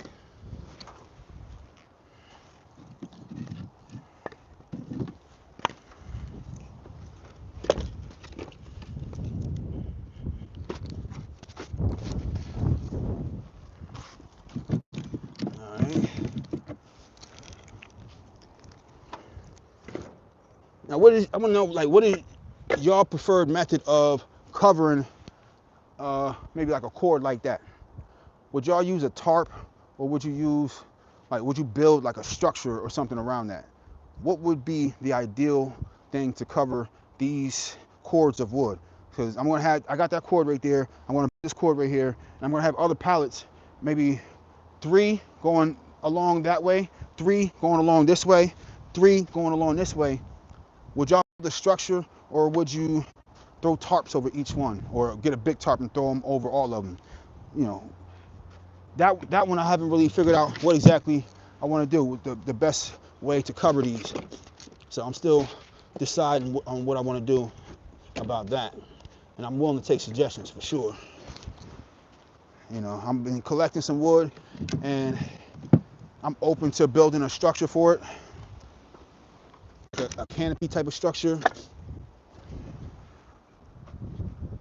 I forgot what you call those type of structures. A pergola. I was thinking about building like a pergola for over top of these cords here. If y'all think that's a bad idea, you think you got a better idea, a more cost-efficient idea, I'm all ears. Or how you say it, pergola or pergola? I'm not sure how you say it, but that was one of the ideas I was thinking about building, going and getting sourcing the stuff from the hardware store and building it myself instead of buying one of those pre-made ones. But I would build one that would be a good enough size for this, and just put the support beams where I need them, dig my holes. Maybe, I don't know if I would cement it, but I would at least put the dirt around the support beams, pack it in real good. But y'all let me know, which way would y'all go with it? Okay.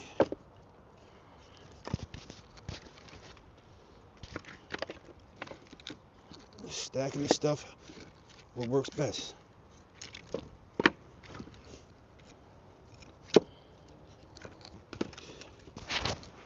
Alright. Y'all see how it's going? Y'all see how it's going already? Okay. Nice cord of wood. And y'all may not be on here for stacking this whole cord, because it's gonna take me a few hours, or maybe a couple more hours to finish stacking this. But y'all get the point, and y'all see the other one I already made right there. It's just a lot more of this. And once I start building up a little bit more, we're gonna clash these more and more. So we only buttoning this up as the wood stacks with it. I don't button it up too high, because then I'm gonna be dropping pieces over, and they're not gonna be able to stack real nice. But that's what's going on.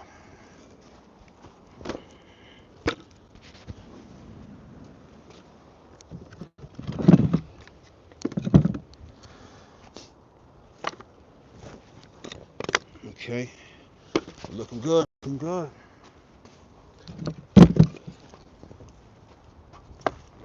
On this Sunday morning, right? Glorious Sunday morning.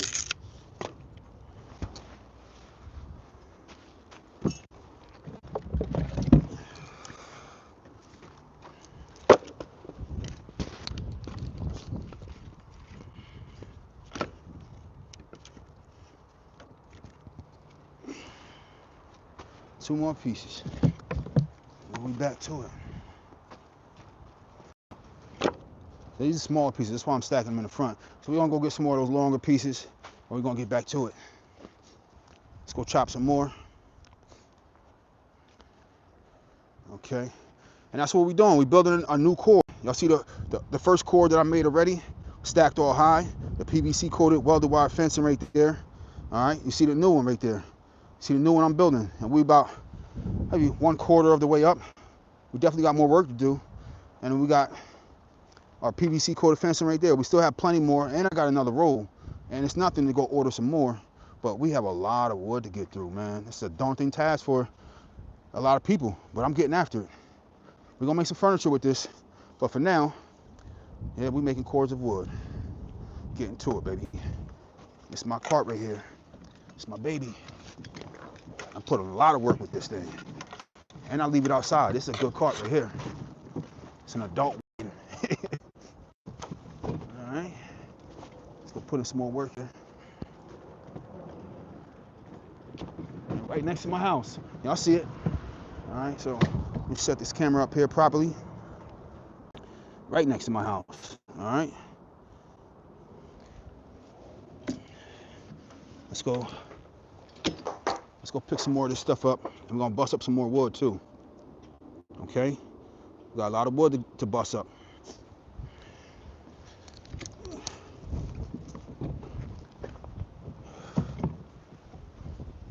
I'll leave my cart right here to the side so we know we'll be able to get by. We'll hit this piece one more time.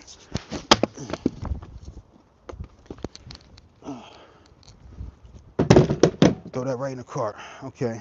So I'm putting my gloves back on. Right? Essential PPE. I should go get a better pair. I got the Milwaukee gloves.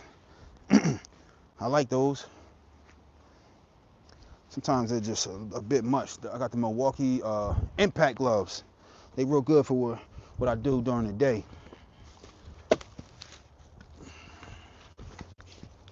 All right, with the Milwaukee glasses. I was outside building the sandbox with the Milwaukee drills. I look like a representative for Milwaukee yesterday.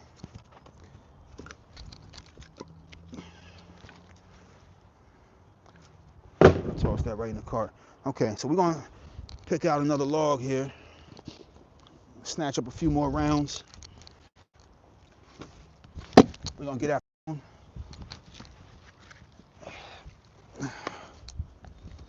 We're gonna get after that one. This one right here, we're not gonna touch this one. This is my Swedish log stove. We're just gonna let this dry out. I'm gonna do a few of these. I have some that I already did. That's dry already. But yeah, I made some Swedish log stoves.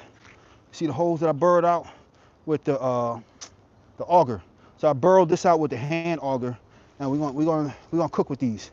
It's not dry yet, but we're gonna cook with it when it does dry out. So I'm making a few of these. I seen at the gas station, man, which was crazy because I'm not really in an area that's really that have a lot of people that love to burn wood, except for like, you know, maybe in like fire pits and stuff. So it threw me off when I was at the gas station one day, and I saw that they were selling Swedish log stove, Swedish what do you call them? I forgot what we call them.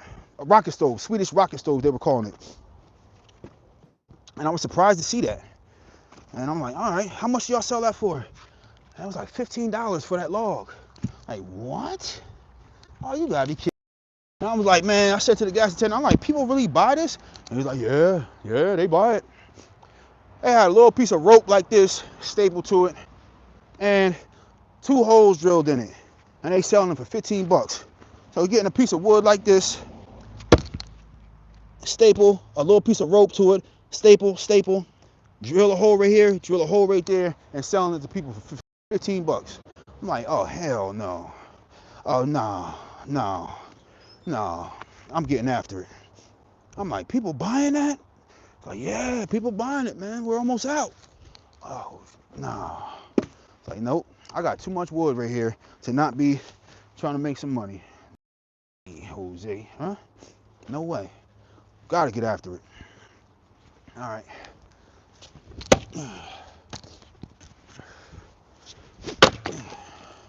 We're gonna cut this piece again.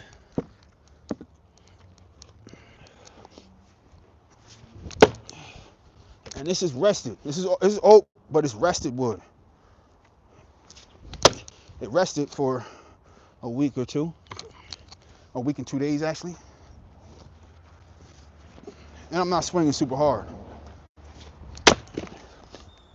Might cut that one again too. But busting it up nice and easy. Knotting it down there. So, I mean, I see it. I see the wood going sideways. That's why it's not cutting off real easy. But it's fairly good though. Because I'm splitting on each one. It's not getting past that knot really. A little bit more gas on it so we can split it.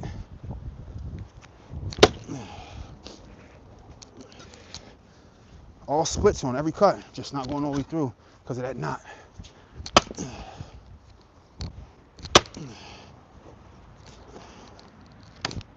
No.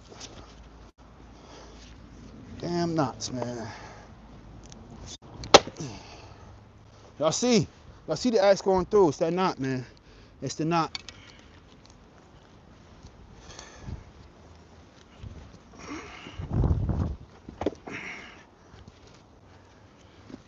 Ugly knots. Ugly knots. And I don't have enough leverage on this to just like turn the axe with it. And it don't just pull off. For all intents and purposes, it should come off. You see how much the axe is wedged in there, but because of the knot, it's not coming off. So I'm gonna get my axe out and we're gonna give it another whack. Look at that. That should be coming off right there.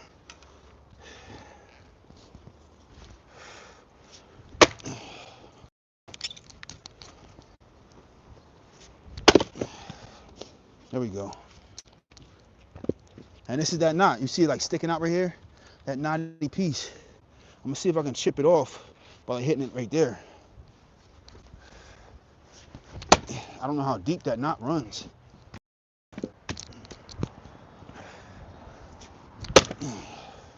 I might be able to get it off with this next swing. There we go. We got that knotty piece off. And it's another knot in there. But we got that piece off. We're gonna hit that again. All right, let's get after the rest.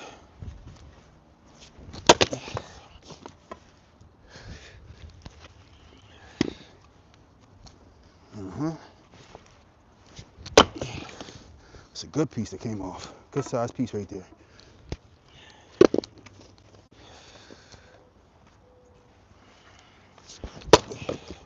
Another good piece. And I'm just gonna split this in two. Nice. Go back for those couple pieces that could stand to be split again. I'm gonna keep it laid down.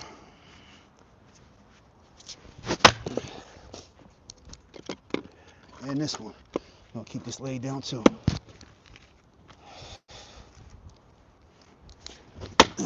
Nice, beautiful, beautiful. I think we got one more. We're gonna hit this one again. And this one, this that super knotty piece. No, it's another piece that's like super knotty piece that from that other round. We're gonna hit that one again too.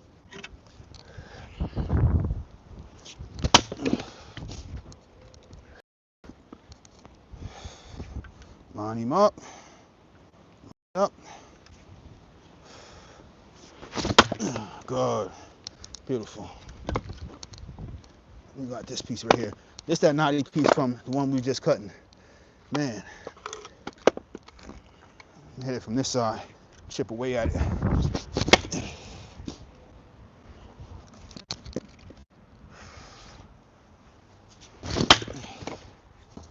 Got a piece off.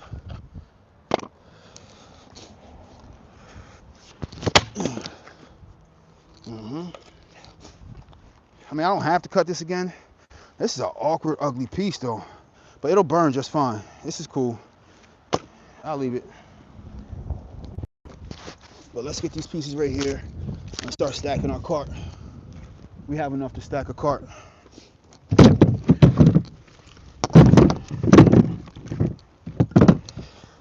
Let me make sure you can see what I'm doing. All right.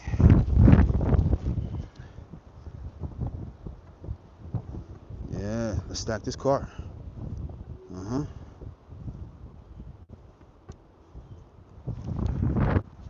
Yep.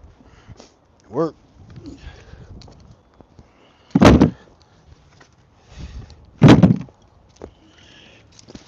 Work on a Sunday morning.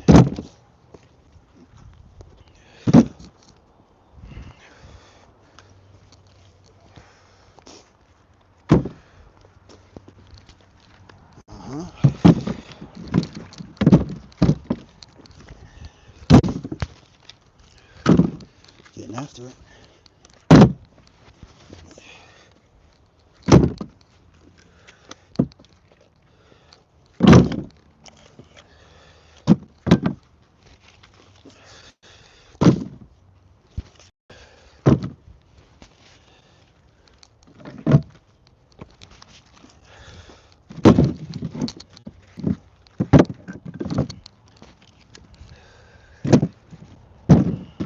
Okay.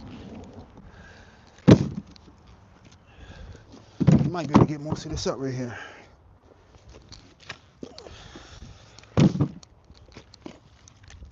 Okay.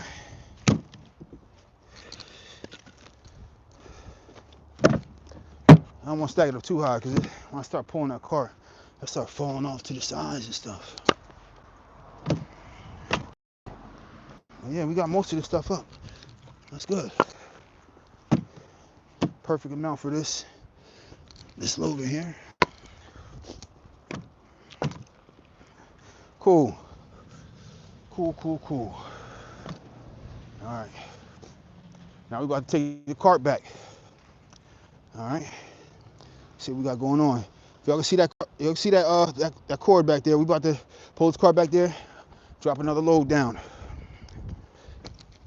Yeah. I'll carry a few pieces too.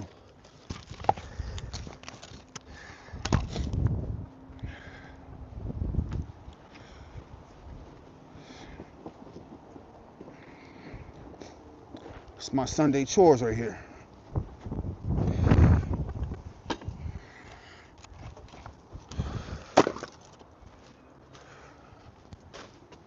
Okay. Let's get you that better view. Let's bring you back. Hit that like and subscribe button now. Come on now. It's a lot of work I'm putting in. Building that cord of wood. Okay.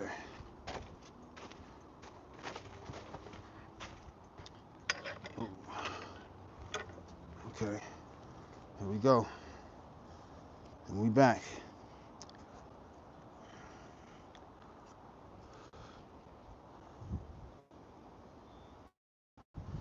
Y'all see what's going on. Y'all see it. All right, we got another cord of wood right here. Putting in that work. Some man's chores right here. And oh man, anybody just tuned in, this is PVC coated welded wire fencing that I put around a pallet. I already had the fencing because I put these around my gardening enclosures that I grow food in, fruit trees and such. But the pallet I got for free. The wood that you see me stacking is free. Everything I got for free. Believe it or not. It's all for the free. All I gotta do is put in that elbow grease, put in some work. You know, as a man, should not be a stranger to putting in work. Yeah. That's all I gotta do. Just chop the wood up. You know, split the wood with the chainsaw, chop it up, stack it so that this can dry. Because some of that oak, man, you take your moisture meter, run that oak, you know, split that oak after. I just finished watching the video. Guy was like, had a oak tree fell down for 5 years on the property, and they split it. They split it in half and put the moisture meter on it, and it was still above 20-something%. It was like almost 30% moisture on the inside after being fell down for 5 years. So the wood has to be split for it to really dry, especially when you have real hard, dense wood like oak. So this has to be done if we want this to burn in our wood burning stove anywhere in the near future. So this has to happen. This is kindling right here. I'll split that up later.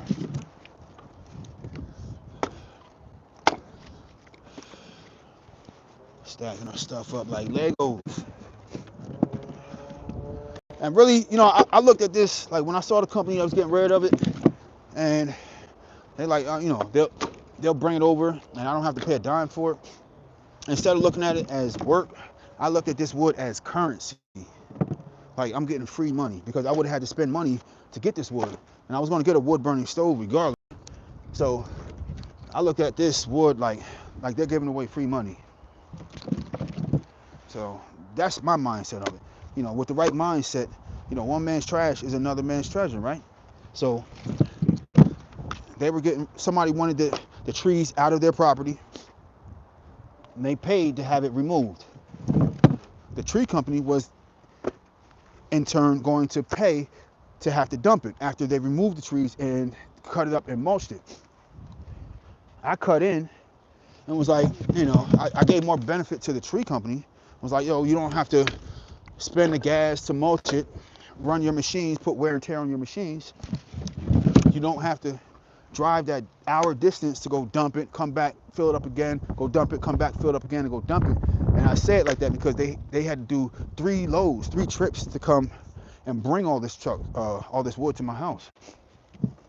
So I saved them the trips and the time for those trips. I saved them the gas on their vehicles and wear and tear on their vehicles to transport all that wood to where they were going to pay to dump it. And I saved them the money that they would have had to pay to dump it. So, you know, this was, I don't want to say blessing to the tree company, but I did save them some money. I saved them some time. I saved them some gas, and I saved them wear and tear on their machinery and vehicles. And in turn, I got my blessing of free wood that I would have otherwise had to get to be able to burn on my property. Now, granted, if I would have paid for it, I would have bought seasoned wood. So that's a given. But I don't mind putting in the work, and I might still buy seasoned wood this year so I can burn it. But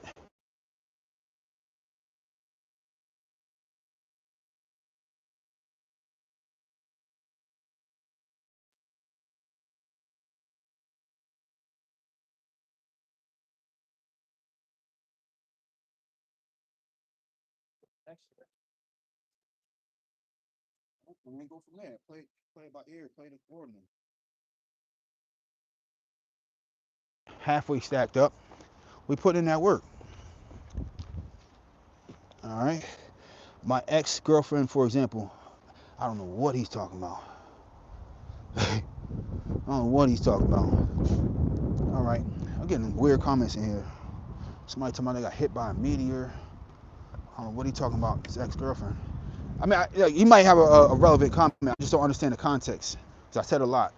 So I don't want to write you off as like a crazy or nothing. I didn't understand the context. But yeah, we back for another load. We got to split some more rounds. We got a lot of these rounds already cut. Those are prime for splitting. And they're not the most knottiest rounds. So we got a lot. All right, I'm gonna set our camera angle up and get after it. I might not keep y'all here for the whole cord, but y'all get what I got going on. Y'all see what's going on. You know, I've been doing this for a little bit now, and we're gonna say again, I like my rounds rested like a steak for like a week or two, and then split. It splits a lot better than cutting it green and then chopping it. So that's how I like to do it now. That's my preferred method, so that we can get this oak dried sooner than later, because it takes so long to dry. So we got a round right here, really knotty round, if you can see. That's knotted. All right, let's get to it. We're gonna work around that knot.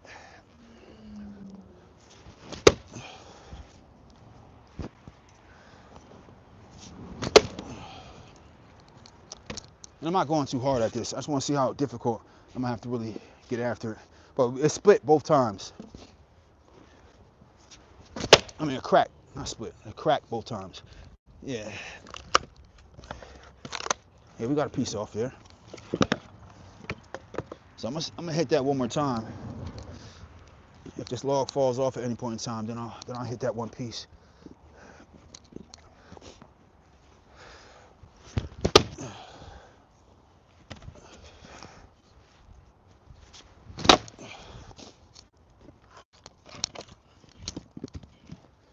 I might want to split that one again too.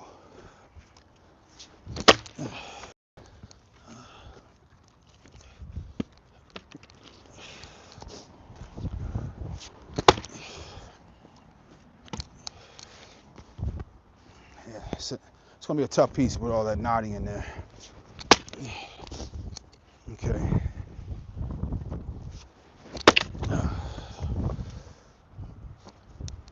Let's hit these pieces. Bust these again. Once more on this one.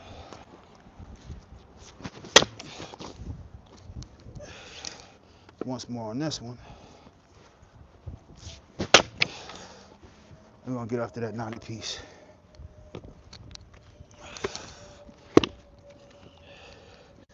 We're building us another cord of wood.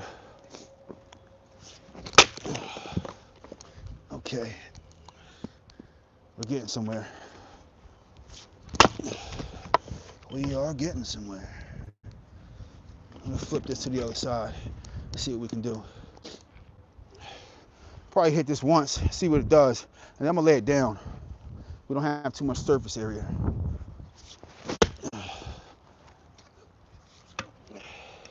But this is a really knotty piece right there. Yeah, we're gonna lay this down. That knot is a problem.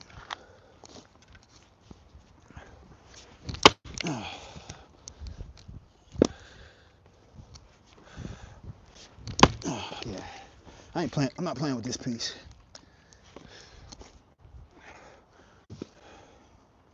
I'll let that dry just like that and eventually burn it just like that. We're not playing that game. Not today, not right now. We'll chip right around those knots and then save that piece. Whether it be for outdoor cooking or putting it in a wood burning stove eventually. We got to be more efficient. All right, we got other rounds to get to. All right, what are we gonna do? Effort, man. We got a knotty piece right here. Let's get after this one. This one was gonna be a log burning stove too. I started trying to use the drill bit with the auger piece on the end of the drill, and the hand auger was actually more efficient than with the drill bit. I have a Milwaukee drill, but I might need to get a more powerful drill for this to work more efficiently, but I'll bust it up. And this is a taller piece right here. Yeah, significantly taller piece than a lot of the rest of the rounds that I've been chopping up. But it's gonna cut. We're gonna bust it up nonetheless.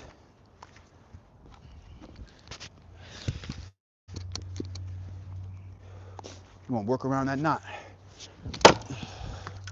Oh, stay right where you are there.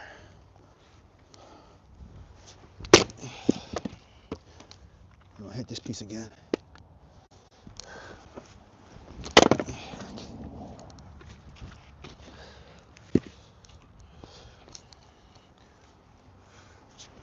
Oh, damn, splinter, chipped a piece off of there. That wasn't a clean strike. It's clean. Working around that knot still. And now we are to the knotted piece. I don't know. So if I had a chainsaw out here, I might sit it down and see if we can get through with the chainsaw. All right, probably it would have been better if I'd hit that off with the chainsaw before getting after this piece, but I might try it on a later time. But it's down to a good split. I just don't want that knot on there. So I'm gonna throw this to the side. We're gonna work with that another time. Let's go get another round. All right, let's see. It's an awkward piece right here. The way I cut it, really, more than anything. Let's see. I'll cut the side that's cut on a slant. And it's cut on a slant because I cut it right before a knot. So I didn't want to take the knot with it. So that's why I cut it like that. Let's chip away at it. Chip the piece off.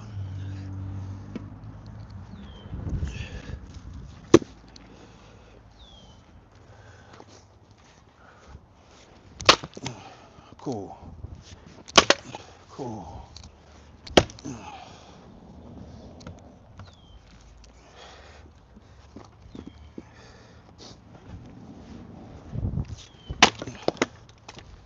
Nice.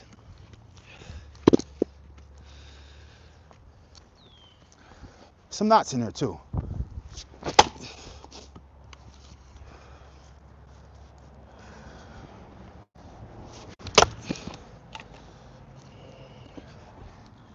This wood's cutting just fine. Just fine. Some rested piece of wood right here. It's like a week and 2 days rested. It's cutting good. And it's knotty in there. You see the knots right there. It's a nice knot right there, but it still broke up and cut just good, just fine. Let's see if I can split this down the middle. Beautiful. Beautiful. Throw these right in my cart.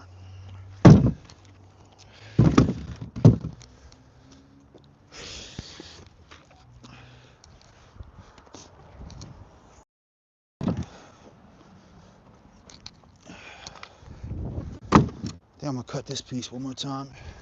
I'm gonna lay this one down.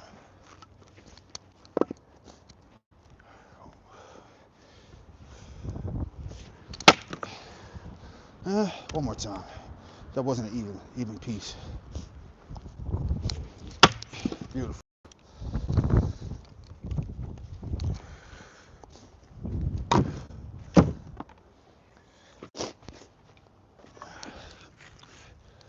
Oh man. I don't know why. Every time I come out here to cut wood, my nose starts running. For some reason. Does that happen to any of y'all? I'll be just fine. But as soon as I come out here and start cutting wood, my nose wants to start running. I think I want to hit this one more time too.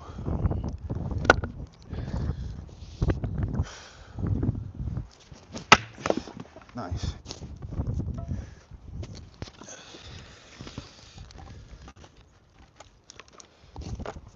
That piece fell in there.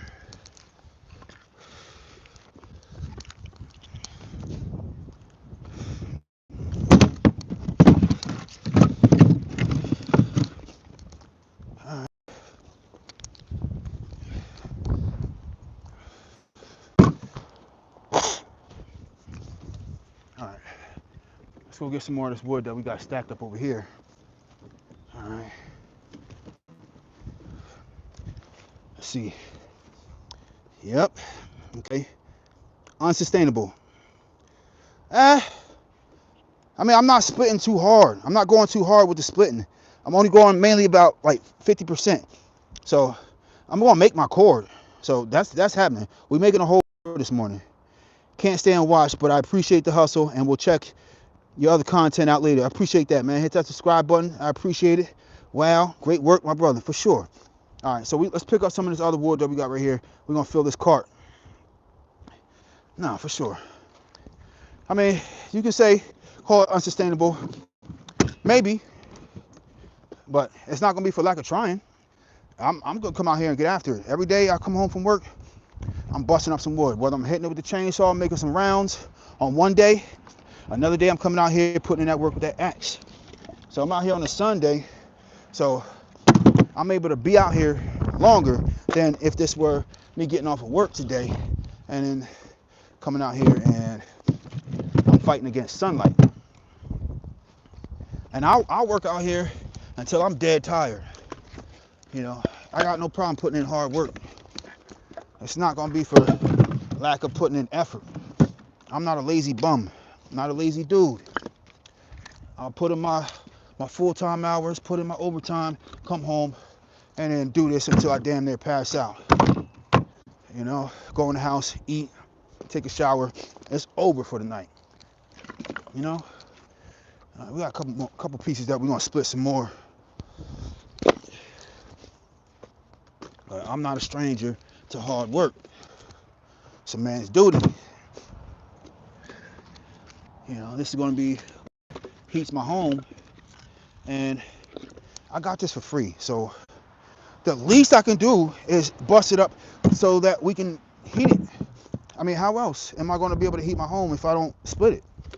You know, I mean, I could spend the money to buy a splitter, but if I'm already at home, you know, I didn't have anything else really pressing going on. I mean, granted, I got my kids at home. I got 3 little kids. It was my son's birthday yesterday. I didn't come out here and split any wood. Although I had a real bad, like really yearning desire to come out here and split wood. I really wanted to come out here and do some stuff, shoot some content, you know, get after it. But it was my son's birthday, so I dedicated my day to him. That's my baby boy. He turned 4 yesterday. I made him a sandbox. If anybody wants to see the sandbox I made yesterday, just put it in the chat and I'll show y'all. I will untarp it, show y'all what I did for him yesterday. Made him a sandbox with a bench, a 6x6 sandbox with a bench, and I ordered him like a mini excavator, a kid's excavator where he can like wield the arms and he can lever it and dig sand and move sand around the sandbox and do stuff with it. So he loved that. He had a blast with that yesterday. It's a little cold today, so he's not gonna be outside today playing in the sandbox. But yeah, he had a great birthday yesterday. I felt good, you know, spending the day with my boy. And him and his sister came outside and they had a blast in that sandbox. Oh yeah. I mean, if y'all want to see it, like I said, put it in the chat. It's right here next to the camera. But if y'all ain't come here for that, we're not gonna do that. All right, so it's time to go back to the backyard and finish building our cord. Let's see if we can get a couple more pieces on here. I will, and I'm gonna carry a few pieces because we're trying to get stuff done. You know.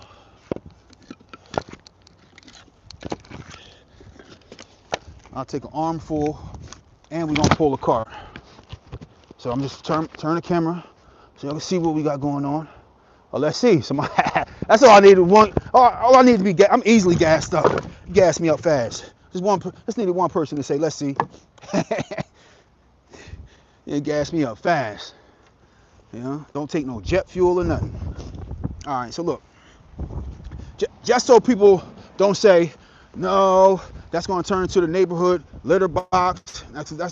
I did a live today where I filmed myself making this, so you can go back and see. I filmed myself making this sandbox, and everybody was like, "Oh, this is going to be the neighborhood litter box. You know, you can't just have a sandbox. Sandboxes are trash or whatever." Man, I bought a tarp big enough to cover it up, man. Relax. It's not going to be the neighborhood litter box. All right. So I put bricks around the cover. I bought a tarp so big enough to cover it long ways so that, you know, when they're done, cover it up. And check it out. Check it out. They got their toys in there. They brought a bunch of their toys. So we got a water table in there. All right. Just built this yesterday morning. So you can go watch the live. I did it on live. Built my boys a sandbox. Not my boy. I got 2 daughters and a son. But let's get a little close up, a better better look. Nice job, yeah. A 6x6 sandbox. I gotta put some more sand in there for sure. But yeah, so they got their sand toys in there. All right. They got a little water table right here. This is the excavator that I was talking about. Where you come out here and he sit on this little tricycle excavator, sit on this, and then wield the arms and then dig with it, move it over. All right, so I saw that on, when I was looking for stuff to get him for his birthday. I'm like, all right, yo, he would love that. He loves excavators and, construction equipment. And they had a blast out here, so I got them some, some shovels so they can like dig and make sand castles and all that stuff with. So they had a blast with this. And this right here, this bench is good enough for adults to sit on. So, I mean, I don't want to really put my feet in there because my kids are going to be in here barefoot. But this bench is good enough for adults to sit on. They can sit in here, take your shoes off, dip your feet in the sand, and feel like you're on the beach for a little bit out here in the hot sun. And I could lean back on this bench. I secured it with 3 brackets on the back. I secured it with posts on the bottom. So grown adults can sit on here and enjoy watching the kids play. Like I did yesterday with my son, my daughter. They had a blast. So yeah, made this yesterday morning. Go check the video out if y'all interested. Posted it yesterday. Hit that like button. My boy turned 4 yesterday. All right, we're gonna cover this back up so it doesn't turn into the neighborhood litter box, right? And it don't get rained on. Like if we have pouring rain, this doesn't get rained on. A little bit of water in the sand is okay because that's good for them making sand castles and stuff. But we definitely don't want this getting poured on. And it turns to like a big soupy sandbox. That's not what I want. All right, so let's break this back down.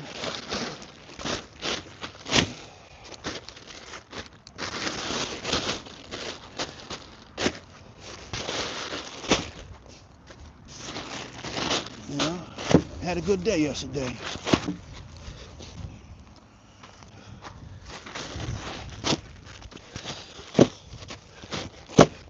All right, back to the task at hand. All right, so we head back to the back and let's go finish building our cord of wood. Right, let y'all gas me up real fast. All right, so we're gonna walk to the back first and then I'm gonna bring my cart over and the children are going to be happy. Yeah, no, they love that. I made it for them yesterday. They played all day outside in that sandbox, And while I'm at work, they get to come outside with their moms. Cause my wife is a stay-at-home mom, so they get to come outside with the moms and play during the day if they do everything that they need to do. All right, so we stacking again. Y'all see my cord right there already. Just make sure the camera right. Y'all see the cord that I got already. So y'all know it's this like proof of concept right here. Let me just set this up right. So we have our proof of concept right here. Our cord does stack. All right, so now we making our other cord right here. I'm about to go get my gorilla cart full of the wood that I just stacked in there. And we're using PVC coated welded wire fencing. I bought a roll of 100 feet long for $112. And I have 2 rolls, but I already had the rolls because I'm, for my garden and keeping my fruit trees and vegetables protected from pests and stuff. So I did, when I embarked on this journey of chopping up this wood, I had that. And then I brought home some pallets from the job that I got for free because I get an unlimited amount of free pallets. So I'm not at a loss for stuff to stack the wood on to keep it off the ground. So we're good. We're good in that department. So right now we're just stacking. So I got the wood for free that we're gonna burn and keep the house warm with. Got the pallets for free. What more can I ask for? All I gotta do is put in the work with, now we need to button this up some more. All I have to do is put in the work and just chop up the wood. A lot of people are like, this is unsustainable, it's too much work or whatever. Man, I can't argue with free, man. You know, I probably got neighbors that think I'm crazy for doing this. Even my father-in-law, my parents-in-law, they think I'm probably crazy for doing this. But I'm doing this with intention, you know. Other people don't have to pay to heat my house. I'm trying to reduce my energy costs and just be more self-sustainable and not be so reliant on power grid and power companies, because they can always increase prices. Something can always happen, whether it's cyber attack or whatever. I don't know. But if something happens, people's electricity and stuff go out, and people, you can't cook, can't heat your home, can't light your home. People gonna be looking at my house like, man, what they got? They still smell barbecue going over there, still smell sausages and bacon cooking. Like, man, the power's out. How he still cooking? The power's out. How he still heating his home? We ain't skip a beat in my house. No. People gonna be looking to come over my house, you know? Rather have and not need than need and not have, right? Come on now. Let's not argue with this. This makes sense. Don't be scared of a little hard work. And if it's a labor of love, it's not looked at as hard work.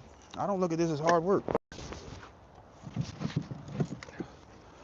What else is there to do on a weekend, on a day off? I mean, I could be resting. Yeah, I could be resting, but it's not in my nature to want to just rest and lay up. It's not for me. I'm not out here living a soft life, man. It's not for me. I'm not that type. I'm more like the rakish, rugged, man putting in work. I don't want to lay up, man. I'm not living a soft life.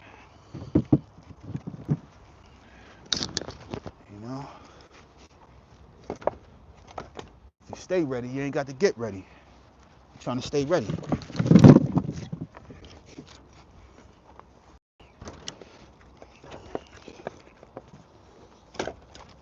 I'm not uber rich. I can't, I don't have time to lay up. And even if I was, I would still be putting in work. However I got rich, I'd still be, I got the type of personality that I'd be still getting after it. So it's just in me to go and go and go and go and go. Go, be extra. Go do something. Go make something of myself. It's not gonna happen on its own.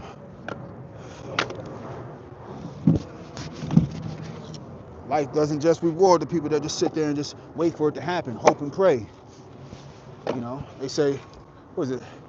Faith without hard work is something futile. I don't know. It's something about faith without hard work. You can have faith, but you still got to put in the work. You can hope and pray, but you still got to put in the work.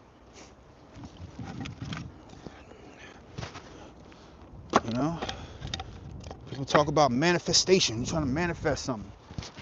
Not just by hoping and praying. You can cancel that one. No.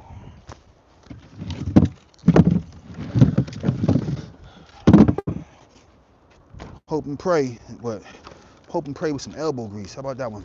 Put some elbow grease in. Gotta put that work in. Gotta put the work in.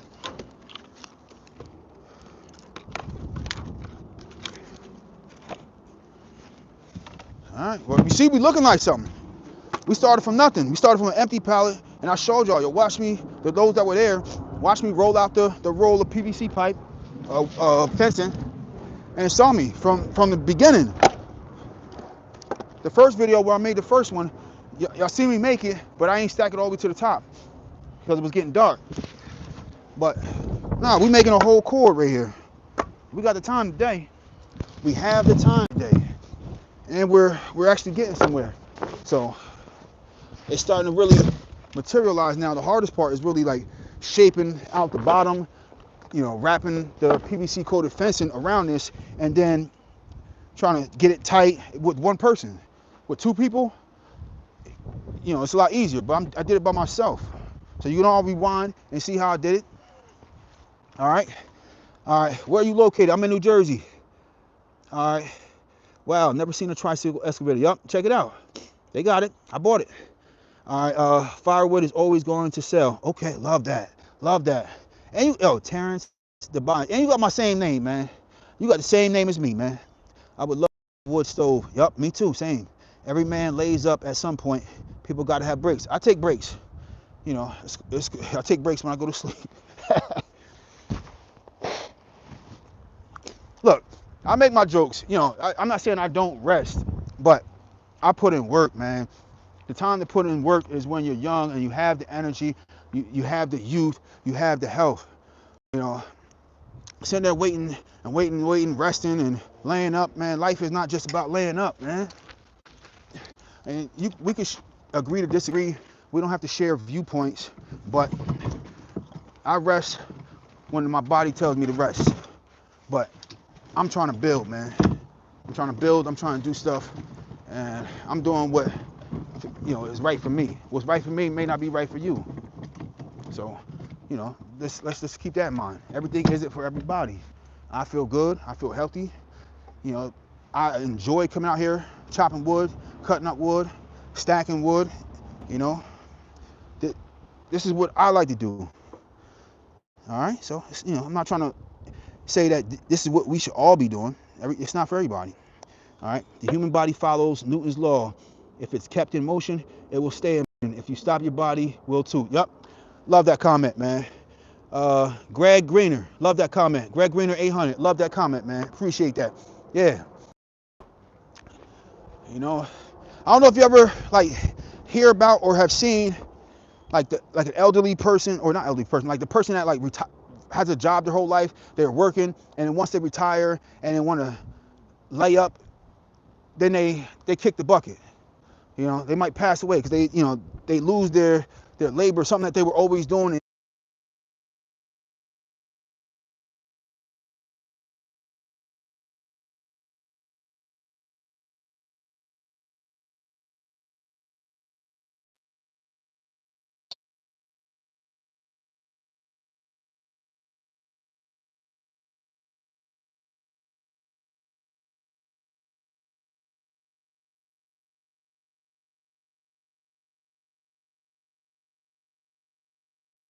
Keeping the body moving.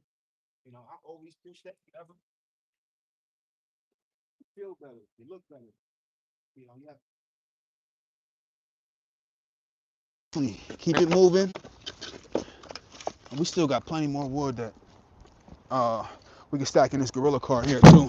But we definitely gonna split some more rounds. We got work to do. Definitely got work to do. All right. Some of these I wanted to split again. So we had like a couple of these we're gonna hit again, and then we're gonna bust up some more rounds. We gotta get that core done. That core's getting done today. Okay.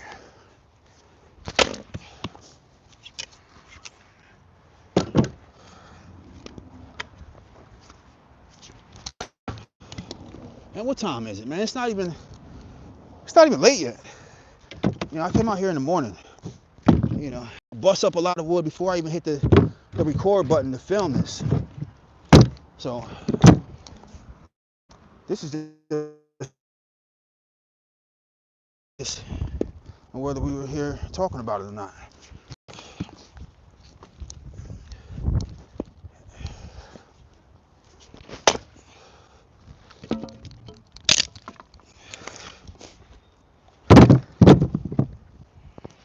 I'm gonna hit this one again too. Okay.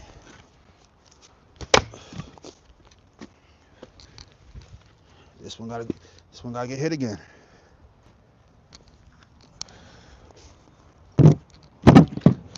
And I know this is just me for the most part. I like to feel like I earn my meals, earn my the things that I feel like I'm rewarded in life. You know, like I'm out here putting in work. My wife and kids were asleep. In turn, in a little while, probably my wife is gonna come to that door and hold up a plate and a cup. Your coffee's done. Your breakfast is ready. It's hot. But when you're done filming, you have food to eat. Oh, beautiful. Fuel. Gas up even more. You know? I love that. I love that part too. That energized me even more. Like, just knowing, like, my wife come out, she sees the work that I'm putting in, and it becomes like the natural order of things. Like, she starts to worry. She sees me out there just working. And then the natural order of things, the woman sees like, okay, he's been out there for a while. She sees the time. He's been out there for a while. And like, okay, he's got to be getting tired. If that were me, I'd be taking 10, 15 breaks already. So she naturally kicks into nurture mode and starts wanting to cook and make sure that I'm able to sustain. Make sure that I'm not out here passing out. She starts coming out here making sure that I'm drinking my fluids. Make sure I'm not dehydrated. So, you know, I just like that, the flow, the natural order of, you know, how the man and woman work, and we don't necessarily have to speak about it. Like, she just starts going into nurture mode, and I'm out here work mode, you know. So I just love that too. Just not sitting back, but just paying attention, keen observation. And it's like, okay, let me just come out here and put this work in and see what happens. Let me see what she does. Let me see what the kids do. And what do the kids do? The kids naturally look outside, look out the window, and my daughter, she goes into, Mama, wake her up. Mama, Daddy's outside chopping wood. So she tells her. And I don't know what to call that natural order of thing, but my daughter, she's telling my mom, Mama, and she just telling on me. Whatever I'm doing, she just telling my wife what I'm doing. My son, naturally, he's like, I want to go outside with Dad. He wants to come out here and do what I'm doing. So it's just a beautiful thing. And I want to really just understand that more. Just like how what the wife does, she kicks in a nurture mode, want to make sure I'm good, because also I got to take care of the kids and the family. So she needs to make sure that I'm good because I'm the provider. Must take care of the husband, the provider. And then the kids, my daughter telling on me all day long, but in a good way. You know, she's like, Mama, Dad's outside chopping wood. Mama, Dad's doing this, Dad's doing that. My wife peek out the window, peek out the blinds, the curtains, whatever. And it's like, okay, I see what he's doing, making sure. And then she coming outside with a hot plate. I need you to come eat. She want to make sure I'm good. My son always want to come out here and help. Like, that's my boy. That's my boy. He understands the assignment. But it's the natural order of, I guess, you know, being a man, being a male. He naturally wants to come out here and get after and wants to do what I'm doing. So I love that. You know, if anybody in the comments knows, like, if there's like a name or title for that, what I'm explaining, yeah, I would love to know the name of that, because I don't know. But it's full to watch. Oh shit! A slight overstrike on that one.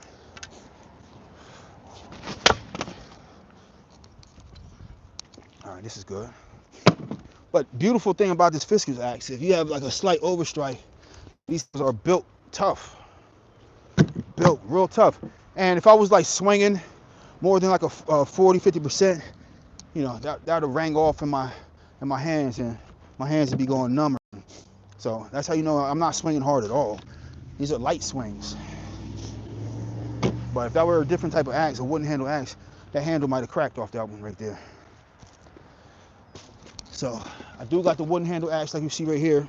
You see I've been taping up the wood to kind of protect it. And some of these got to get split again. Got some ones that need to be split again.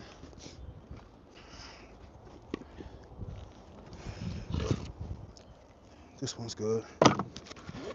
Split again. Another split.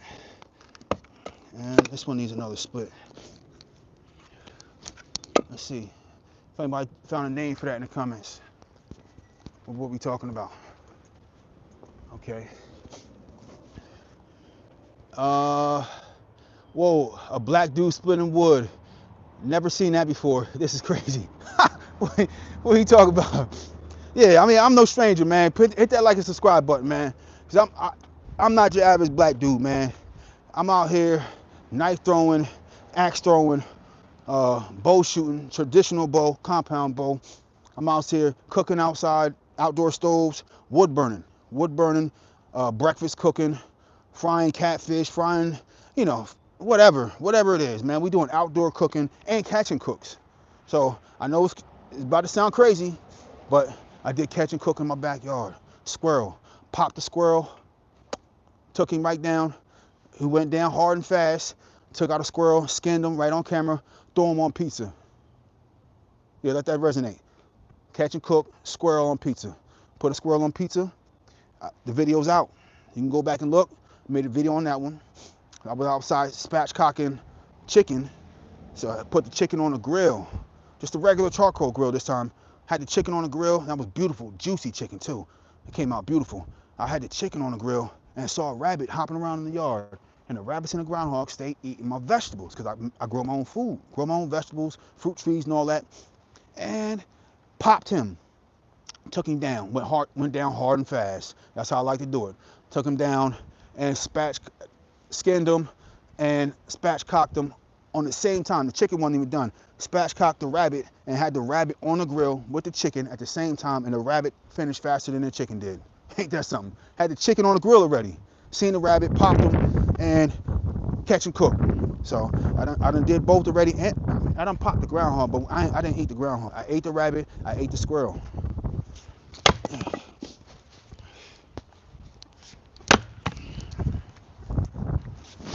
Oh. Nice. All right. Not bad. Not bad, not bad, not bad.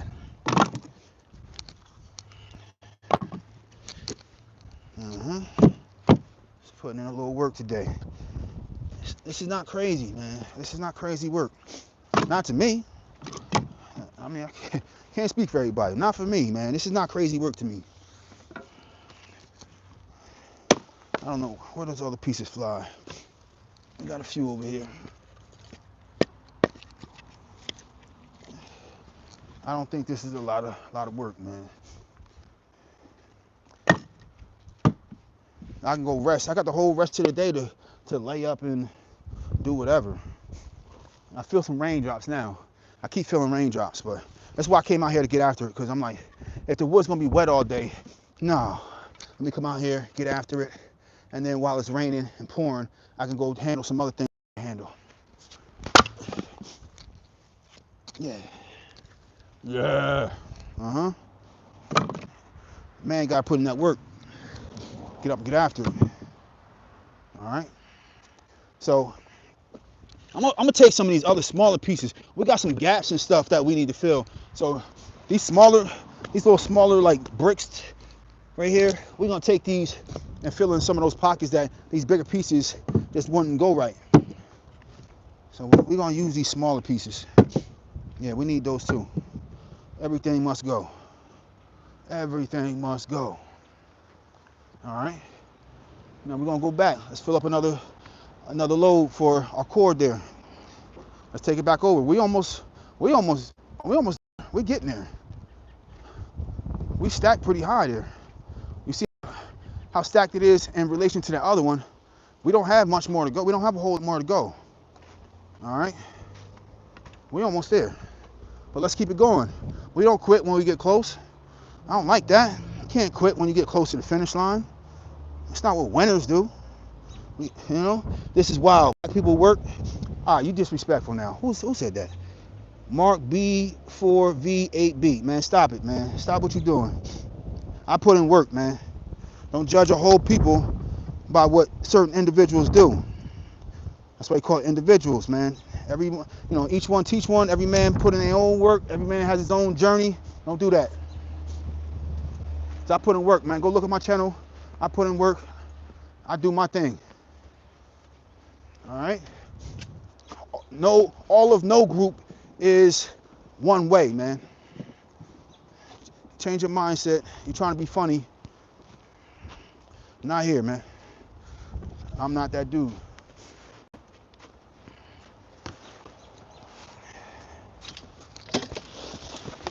All right. Because he talking mess, but look what we got going on. Does this look like somebody who's not willing to put in work or doesn't put in work? What's he talking about? All right, so I'm here to put in work. All right, look at my backyard. My backyard was all grass when I moved here. I put a bunch of fruit trees, fruit shrubs. I got a whole food forest going on back here. All right, fruit trees are flowering. What we got right there? See what we got right there. Golden, delicious apple. We got apple trees. What we got over there? What did I say? Plum trees. I got a bunch of fruit trees, bunch of fruit shrubs. Man, I grow my own food. Got a bunch of land back there. I'm getting ready to start putting more and more of orchard back there. I put in a bunch of green giants back there. Just put those in last year. I don't know what my man talking about. I'm back here knife throwing, doing all types of stuff. Man, I put in work. I don't know what he talking about. I don't know what that guy's talking about. I put in work. I do my own thing. All right. Like you, the first ones to ever do it. All right. He trolling right now.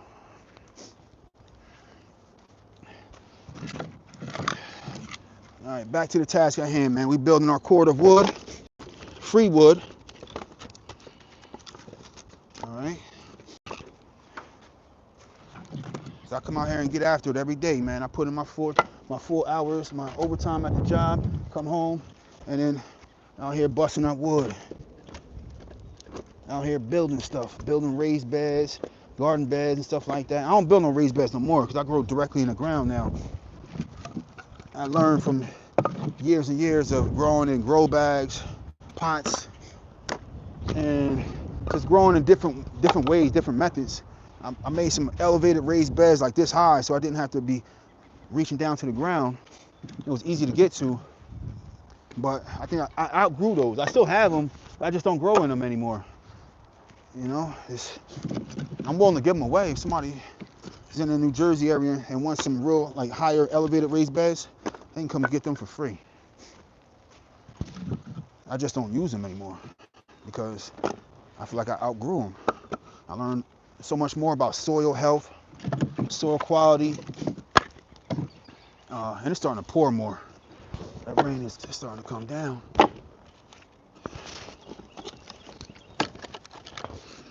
But we're not gonna melt. It's all good. As long as it's not like pouring, man. Because I got my camera out here. We want to protect the video equipment.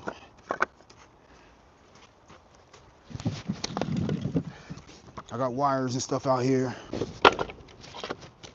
Keeping the camera charged and going.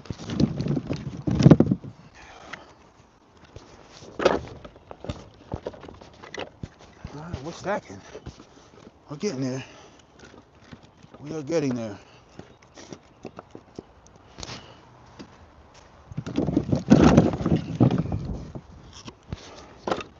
I'm just putting stuff where stuff makes sense. Like Legos. This is an awkward piece right here. I don't know if I want this in there. And it's a pretty dry piece. I think this is some of that dry wood that I brought home the one day. So I'm gonna put this to the side and we're gonna burn that next time we cook outside. Yeah, I got videos of cooking outside too, man. Cooking some rabbit, cooking some squirrel, some catfish, some breakfast, some bacon, egg, and cheese, maybe some sausage, egg, and cheese. The videos are out there. I posted them. Yep. Especially my man who's not say, oh, no, black people catch and cook. What you mean? Squirrel hunting? Rabbit hunting? Yeah, all of that. Yeah. I do that too. Yep. Yes, sir.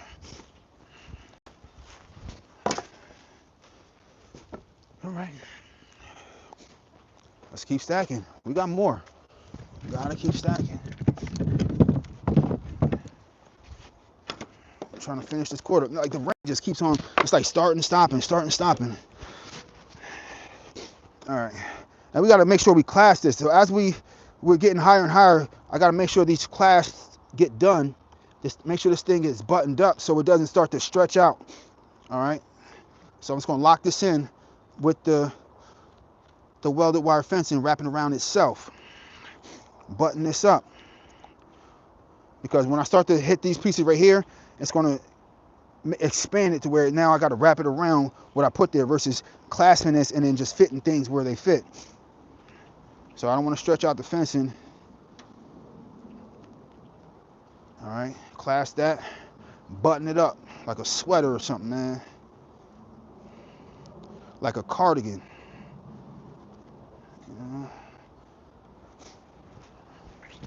Okay, nicely buttoned up a little bit.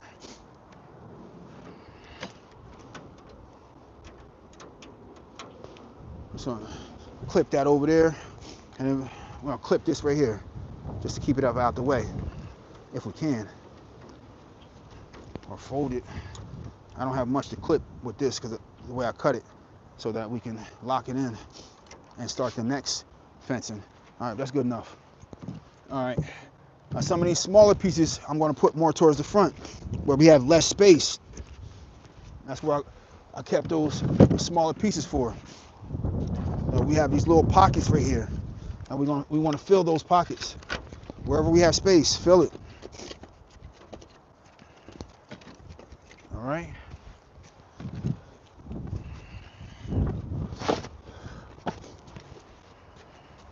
Let's keep stacking. And like I was saying before, earlier in the video, some of y'all might not have been here.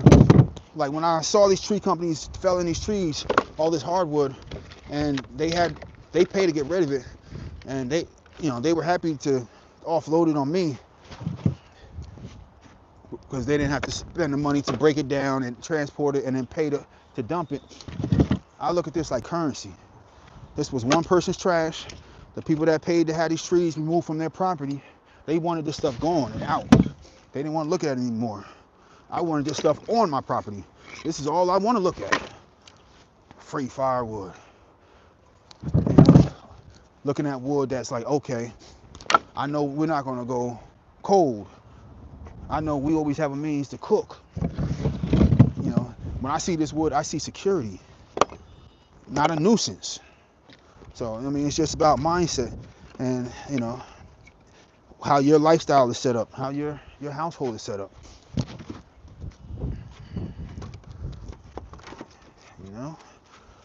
Some people want to project on me like, this is too much work, it's hard work. You shouldn't do it like that. You should go buy a splitter. Man, I just got all this done for free, man. Only thing I paid for right here is this welded wire fencing. And it's a 100-foot roll for $112 that I already had for another project that I didn't even do yet. So, yeah, that's it. All right, raised beds are for seniors. He trolling. He doing a lot of trolling on here, man. All right, sounds like you and I were raised on common sense nowadays. Common sense just is not as common as it used to be. Yeah, Greg Grainer, man, 1800, man. I like your style, man. I like your mentality, man. The other dude, man, he's doing a lot of trolling on here. Raised beds are for who they are for, man. I'm not knocking somebody who wants to do a raised bed. I did it for a while, just getting into learning how to grow my own food. All right, so it was a journey for me. I've been now growing my own food for 6 or 7 years now. So it was a journey. I had to learn a lot. I failed a lot. Failed bad, but I didn't quit. A lot of people start growing their own food, realize it's work, it's a lot of learning, and you're gonna fail a lot. Some things you're gonna feel like you don't have a green thumb. Third door. All right, what's going on? Peace. All right, how y'all doing today on this Sunday? But yeah, growing your own food, man, it's a journey. It's a journey. But if you don't quit, you learn a lot. You learn a life skill that I think should be taught in schools. And I really don't know why, you know, when I grew up, they weren't taught in schools. I don't know about, I've seen some schools have like little gardening programs, so maybe things are different nowadays, but when I grew up, when I went to school, gardening and learning how to grow your own food wasn't a skill that they taught. Oh, this is some old wood right here. We're not gonna throw that in there. This is to burn now. But yeah, it just wasn't a life skill. They taught us, they want to teach us how to sew.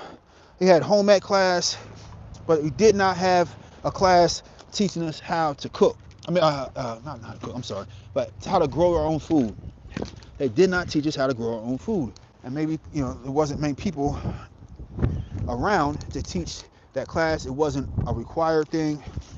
And I think that curriculum should change, or maybe it has already. And I'm just, you know, I'm not around to know about it. I'm not in the school to know about it. I don't have children of that age to know about it. But it should be a required skill for kids to learn. That's my opinion. But yeah, the raised beds was part of the journey. It was part of the journey. So I grew out it. You know, I outgrew growing in grow bags. I still have maybe about 100 or so grow bags already still in my backyard. I still have those grow bags from when I used to grow in grow bags, all the way up to 100-gallon grow bags. So I have 5-gallon, 10-gallon, 25-gallon. I have all different types of grow bags that I still have. I haven't gotten rid of it. You know, they're still in good shape that I'm willing to just give to somebody who's at the stage where they want to grow and grow. They want to grow and grow bags. Maybe they don't have the land. They just have, you know, paved areas, brick or whatever. You can grow anywhere. You know, as long as you have access to sunlight, you can grow. So you buy the soil or whatever. I'm not growing directly in the ground. I don't do grow bags anymore. But there was a stage where that's what I was doing until I learned more. You know, I was using all paid for soil, bags of soil. Now, I still buy bags of soil sometimes occasionally, but that's only to make soil blocks. So I started learning about making soil blocks and early starts, and I have half my basement is for early starts for the growing season. So lots of peppers, tomatoes, herbs, and all types of stuff I grow, man. I know, some of the stuff I direct sow, the squash and, you know, cucumbers and a lot of stuff, man. I don't want to go through everything, but yeah, I learned a lot, and I did the raised beds for a little bit, but I outgrew it now, and I'm willing to give it away. If somebody has the need or want for raised beds, because raised beds are good and convenient if you don't have a ground to grow in, or if your ground is not safe to grow in. It may have toxic, you know, things in the ground, and it's not safe to grow in. You may be in an area that used to be an area where there were ammunition and war had been in the ground, and it's just not safe to grow in. There may be chemicals in the ground from companies dumping it, and it's just not safe to grow in. So I don't want to hear what somebody said about raised beds are for seniors. You know, raised beds are for certain people in certain circumstances. So I'm not knocking what anybody chooses to do or how they choose to grow, because the person complaining about it, he's probably not growing anything. You know, so everybody has their own path, their own journey. I'm not knocking anybody else's path. We're stacking more. I don't know how many more loads of this we're gonna need, but we're getting closer. A few of these pieces I'm just busting down a few of these pieces that aren't to where I want it to be. And it's quick work still.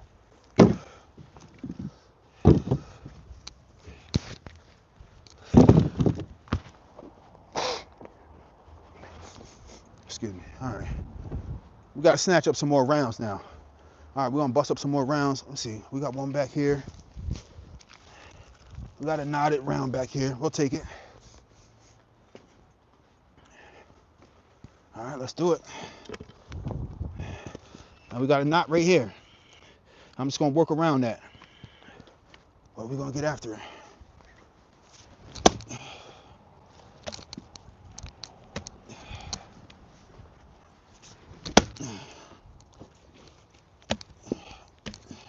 Let's see how difficult this piece is gonna be, man. It's starting to split. There we go.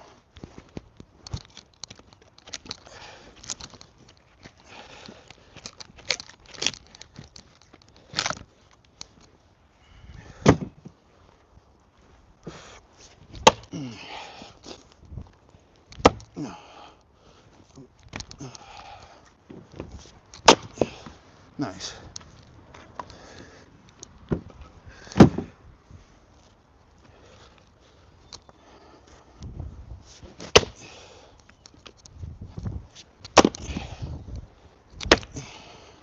We chipped a piece off there.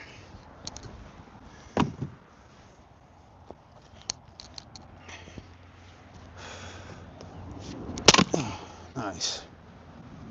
Just keep turning.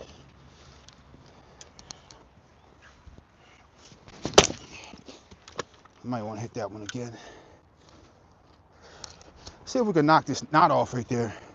I don't know how deep I got to go in to take that knot off. Skipped off of there. Right, we're gonna hit this piece, bust this in half.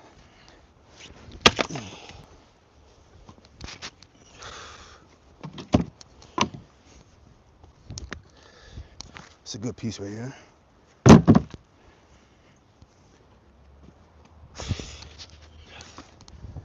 Okay. We're gonna work on the other end now.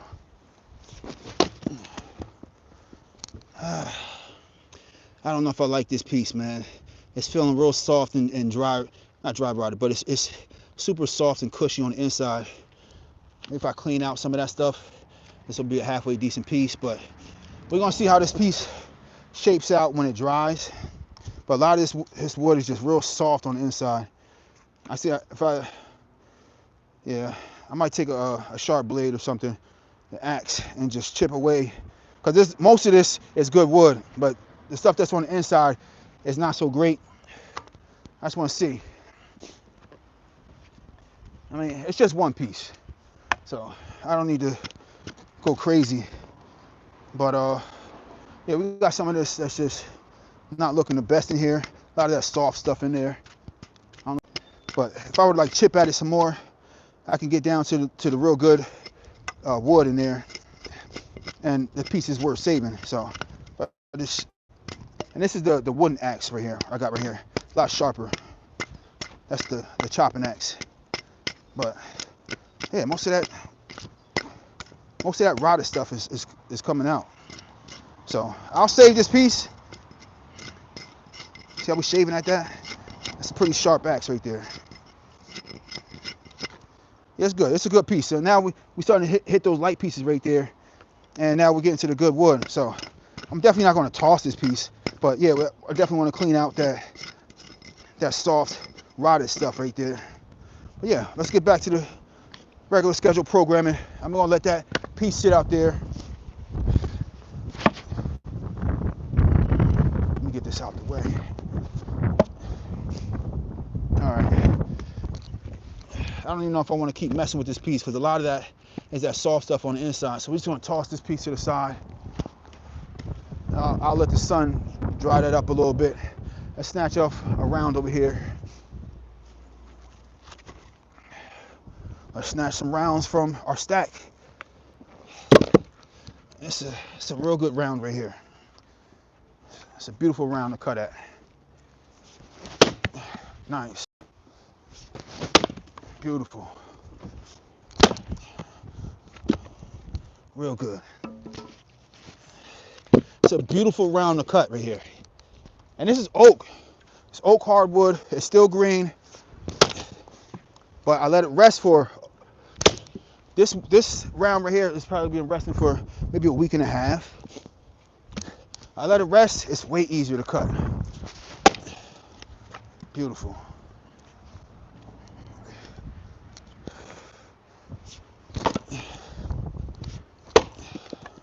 Nice.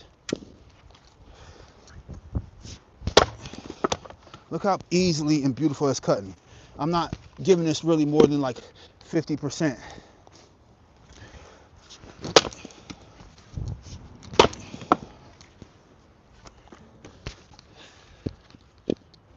That's cutting beautifully.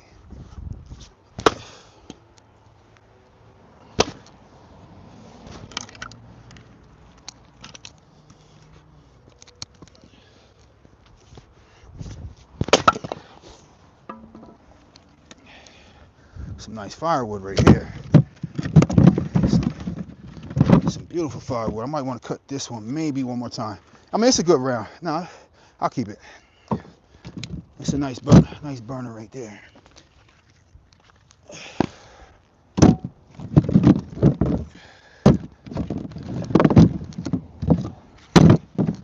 Stacking our wood.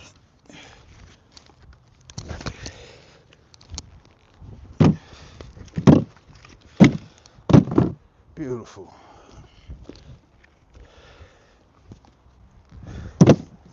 Snatch off another round. Let's make quick work of this.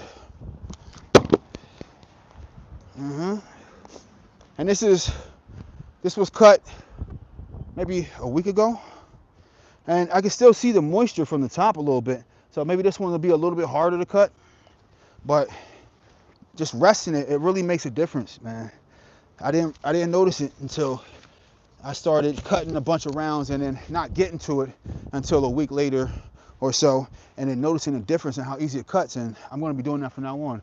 I'm not chopping anything more right after I cut it off into logs. I'm not chopping it fresh. Yeah, I figured this one would be a little bit harder. I can see the moisture on the top. But let's see. Getting after it. Getting after it.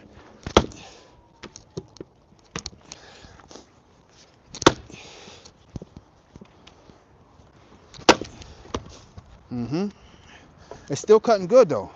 It's still rested wood. Even though I can see the moisture in the top a little bit, it's still rested wood, and it's cutting a lot easier.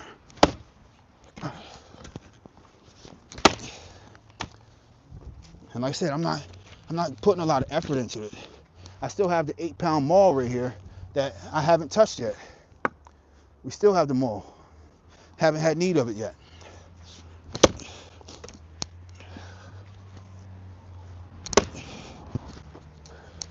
Light hits, so we're sustainable. You know, I'm not gassing out.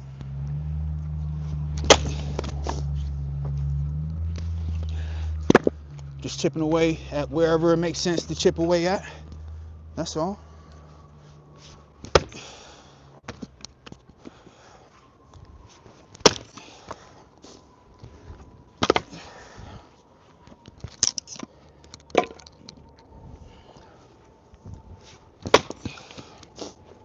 Making quick work of this.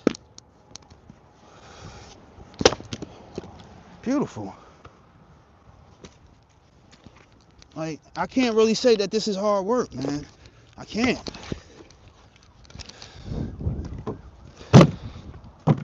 This is just a task that needs to get done.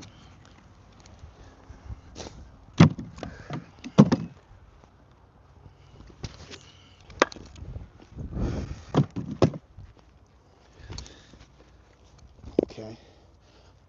No, that doesn't really need to get hit again. All right, we're almost full. Maybe one more round.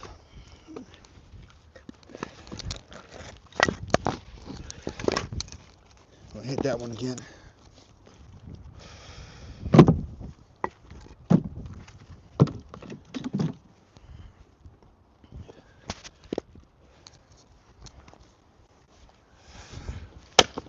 Beautiful.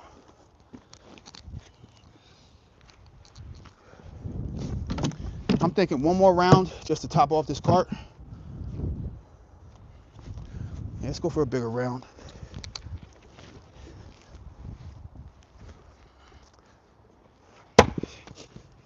So that's what I'm gonna do from now on. I'm gonna hack off a bunch of rounds, stack them, and just let them dry, and chip them off from there, and just eat at the rounds from the stack. So some of these are really knotty pieces, and I'm probably going to get after them a few of these with the chainsaw, and chop off these limbs, and then get after it with the axe. But these are really good rounds to really chop.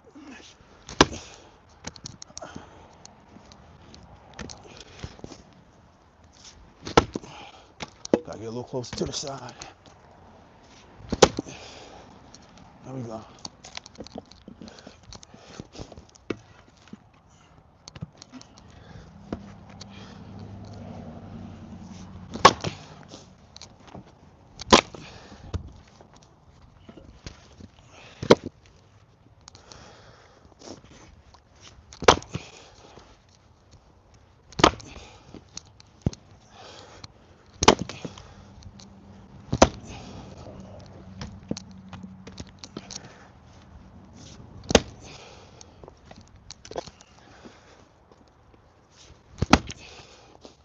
I think we got a slight knot in there too.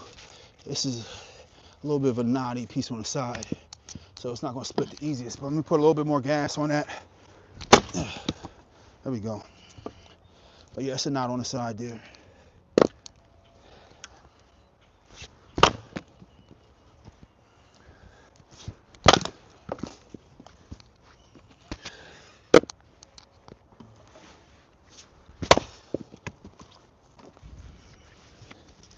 Yep, we're gonna get our full cord today.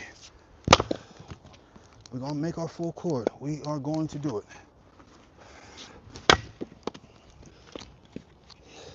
Good cuts. We're gonna top off our cart before we transport over there.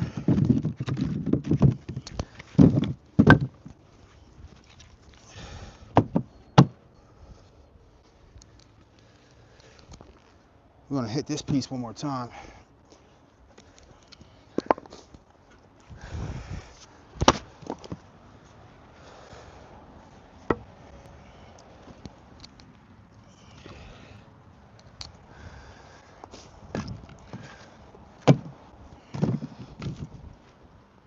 All right, let's see.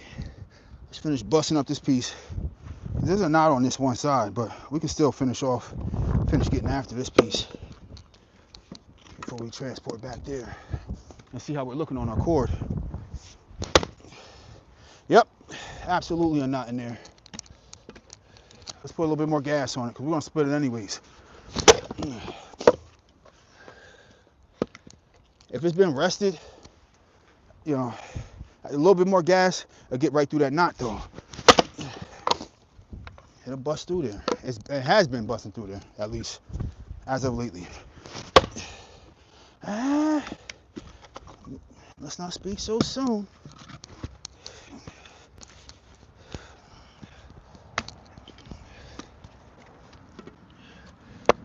Let's give it a few more whacks. Absolutely a knotted piece. We got it. Yeah, it was absolutely knotted in there, for sure. See that nasty little knot there? Yep, it was knotted. All right, well, we'll take it. It's gonna burn just as. All right. We don't really have any more room in this cart, so we're gonna transport our camera to our cord, and then we're gonna bring our gorilla cart and finish stacking. Let's finish the job. That's what he said, right? That's what become like a moniker. Finish the job. Those that know. All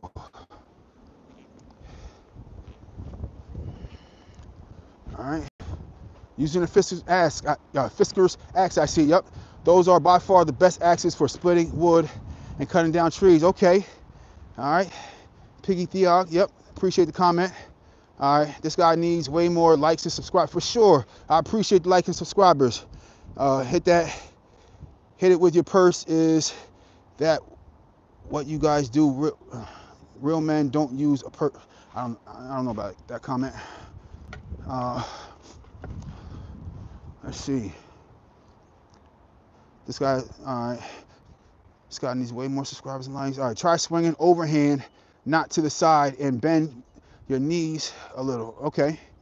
Put 100% in the chat if you like what this dude is doing. Nice cutting, buddy. I appreciate all the support, man. You know, that's what keeps me going. That's what gasses me up. All right, but we got 2 cores. So I got one built already. All right, and I'm building this next one right here out of welded wire fencing and free pallets. So I have free wood, and then we're building another cord here. All right, I'm betting most of the people get tired looking at the pile of wood. I need a nap. Yeah, no. Yo, look at this. I have a lot more to get to, man. And I got more welded wire fencing. I got another roll besides that one, but this is crazy. You see how high it is in relation to the house?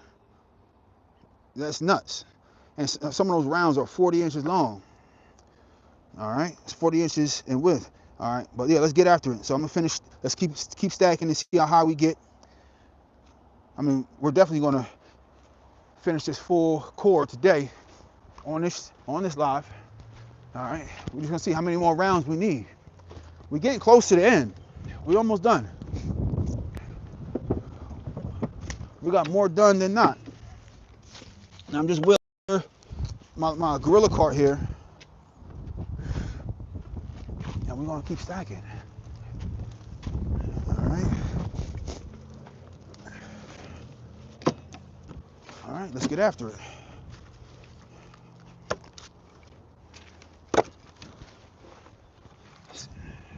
Let's get it done. Now, this is an awkward piece, man. This is the one with the knot. I think I'm gonna put this to the side, and I'll probably save that for just seasoning outdoors. And I'm gonna leave it outside, and I'll end up burning that in the outdoor wood burning stove that I have to contain my outdoor fires. So when my wife and I bought this house and bought this land, it came with like an antique look, like an antique wood burning stove, because it was rusted and kind of hollowed out, and it was rusted so bad that it was chipping away at some parts. So it definitely couldn't be used indoors anymore. But I'm like, all right, well, what should we do with it? I like the rustic look of it. I don't want to just throw it away and waste it. So I'm like, all right, well, I'll keep it for outdoor and containing my fire outside when I choose to cook outside. And I put bricks around that wood burning stove, and I cook with it outside. So I just throw my logs and stuff, and it really contains the fire. So I like that old antique wood burning stove, man. If y'all want to kind of give a look at it, you know, I cooked some breakfast on it not too long ago. I made a video on that. I fried some catfish over it not too long ago. I made a video on that. All right. And I did everything on film. Like, I battered it, did the egg wash, everything on film. So I cook outside, I cook outdoors, I do catch and cooks, all that good stuff, man. And you know what? A lot of people consider some of the stuff that I do like really like southern country stuff, man. But I'm not in the country. I'm in New Jersey. So it's just really what I'm into, man. I like just having like those like survival skills, and just being able to know how to do certain things in case I ever have the need to do it. Right now, it's more of a want, and just it piques my interest. But I just love to have the skill to be able to take down, whether it be small game, big game. I have everything I need to take down small or big game, from blowguns all the way to, you know, the most powerful of powerful stuff that you could use to take down big game. You know, they have everything to everything in between. So, you know, the in between stuff is more stuff like compound bows. You know, it's so much stuff, man. I mean, I'm into knife throwing. I got a ton of shorts and videos. Maybe not so many videos, but a ton of shorts with the knife throwing. You know, that's more of like a passion thing that I do. It's like a hobby on the side. That's fun. I'm a knife collector. I'll throw big knives, small knives. It don't matter. Handled knives, no handled knives, doesn't matter. No spin, rotational spin. I do it all. And I've gotten a lot better over the years, man. I was trash in the beginning, you know, but it has to be expected from somebody taking on, you know, a new endeavor. You know, nobody's just good and perfect at something that they just start trying for the first time. So you can see my progression if you were to like go back and look at like the knife throwing stuff that I was doing when I first started to my more recent knife throwing, and you can definitely see the progression. Like it's leaps and bounds. So yeah, I mean, I have fun with that. This is more right here. This is more of just like, you know, I want to be able to take care of the family, heat the home, and this is part of it, man. Being able to do it. This is the man's work. Man, I'm not gonna sit here and ask and expect my wife to come outside and go chop the wood, go stack the wood up so we can heat the home, while I sit here and do what? Drink a beer in front of the TV? No, I'm not doing that. Not me. I gotta take care of responsibilities. And I'm not sending the wife out to do it. That's my job. She don't have to tell me. That's what I'm saying. I'm making it my job. It's my duty as a man. Take care of the house. Take care of the babies. Make sure we have heat. Make sure there's a lot of light to see with, you know. It's easy to read when you have all that light.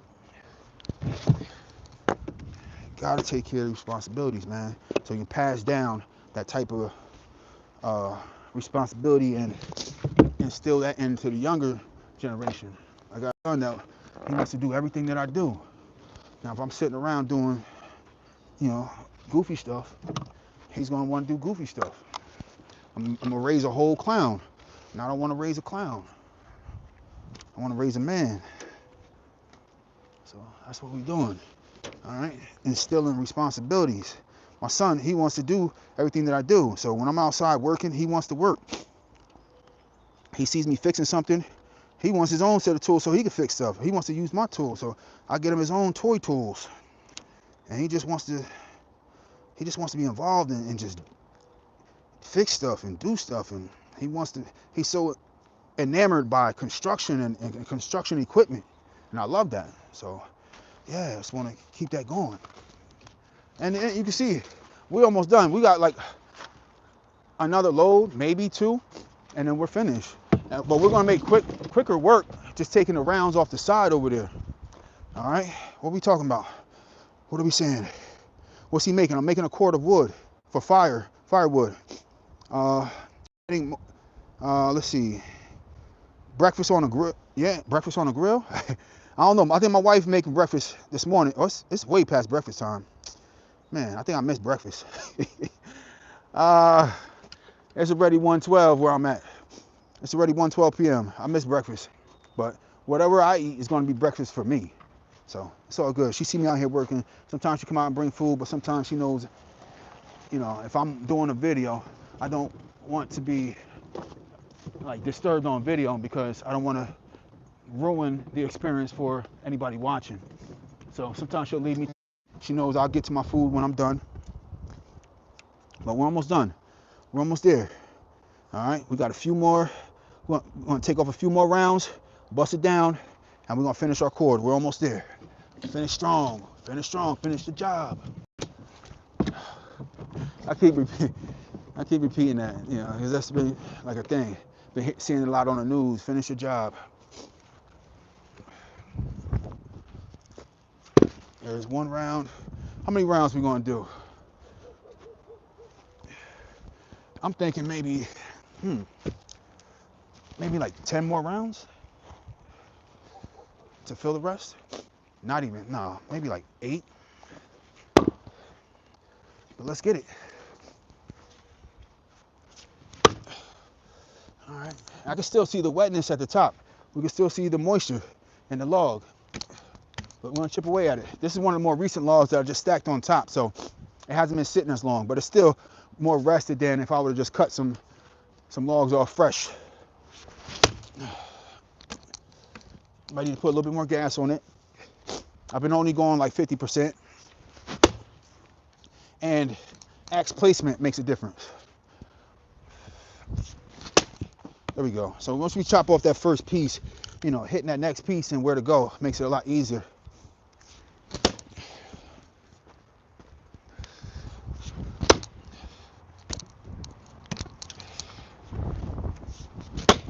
There we go.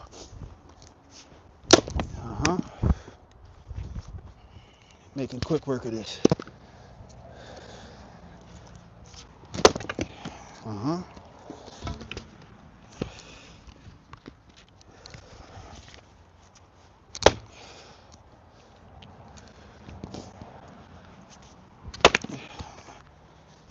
Got a piece off. And it's got a knot in there. That's why it's making it a little bit harder of a job. Got a split right there, and we got another one.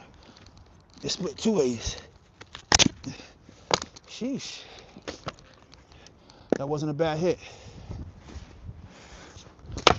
Nice. That one's done. On to the next. And we got a knot right here. Then I'm gonna turn this around.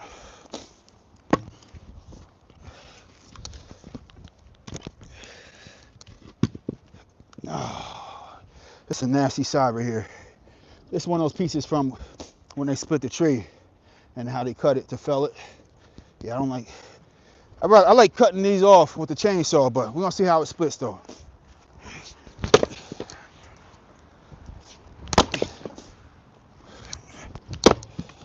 It's still splitting fine, so we'll keep at it.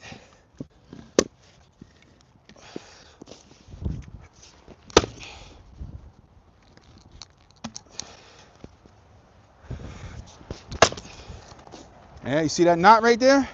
It's knotted. That's a knot right there.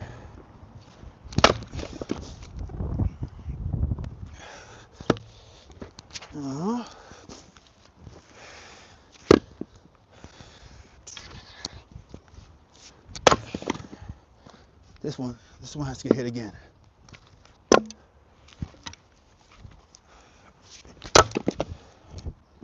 Not bad.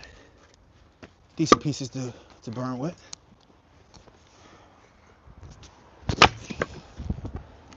And we're gonna hit this one more time. We gotta get this one in the middle. This will be good to split. Good to burn with. That's good. I mean, it's still not enough to fill up our cart, so we gotta go snatch up some more rounds. Let's do this way here. All right, let's pick some decent sizes. Because I don't want to have to keep coming back over here.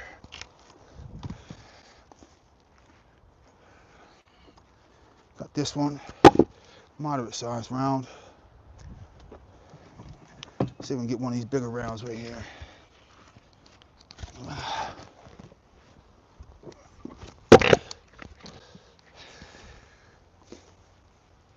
Okay, let's get after it.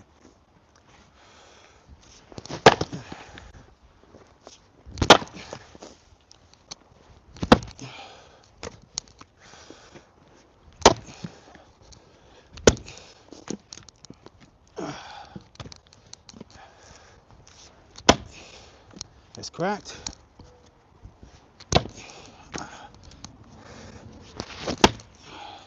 Not hitting that same spot. There we go. It's not in there somewhere. That's not straight wood. It's starting to curve. It's a knot in there somewhere.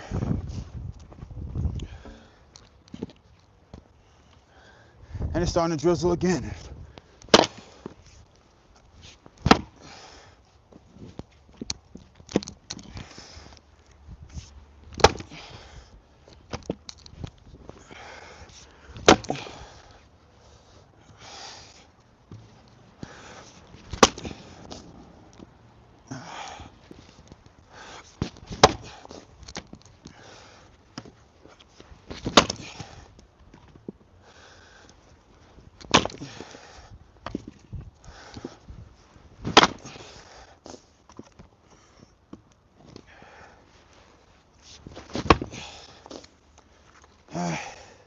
I think we're gonna take it from the other side now.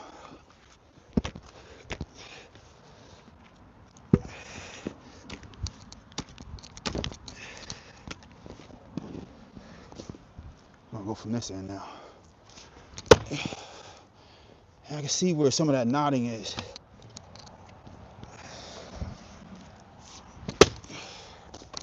We split. Okay.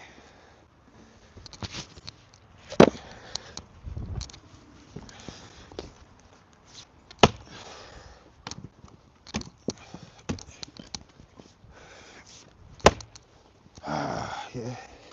It's that knotting that's not allowing it to break off. I can see, because we're cracked, and I can see the crack is going all the way down, but where it's knotting at, it's keeping it tethered or tied to the log there. So we got to put more gas on it. So we broke it off, and the knot is exposed now. And I'm going to go in a significant amount to see if we can chop off that knot. We're going to see how deep that knot runs. Yeah. So we got past the knot where it was, and I just want to hit it again, bust it in half. There we go.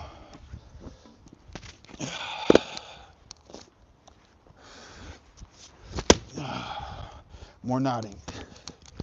Yep, more knotting in there. More gas up. That's what, all that knotting, well, we gotta go harder than 50%. That's it, go harder than 50% with that.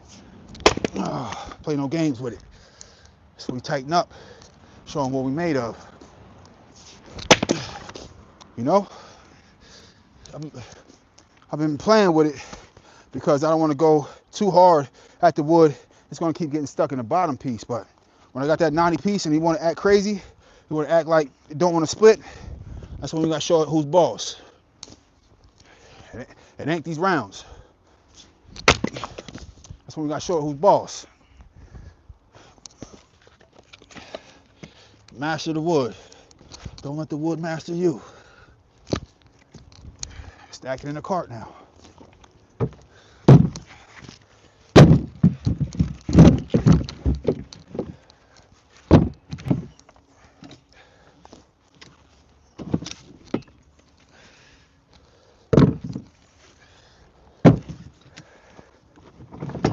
Hold up.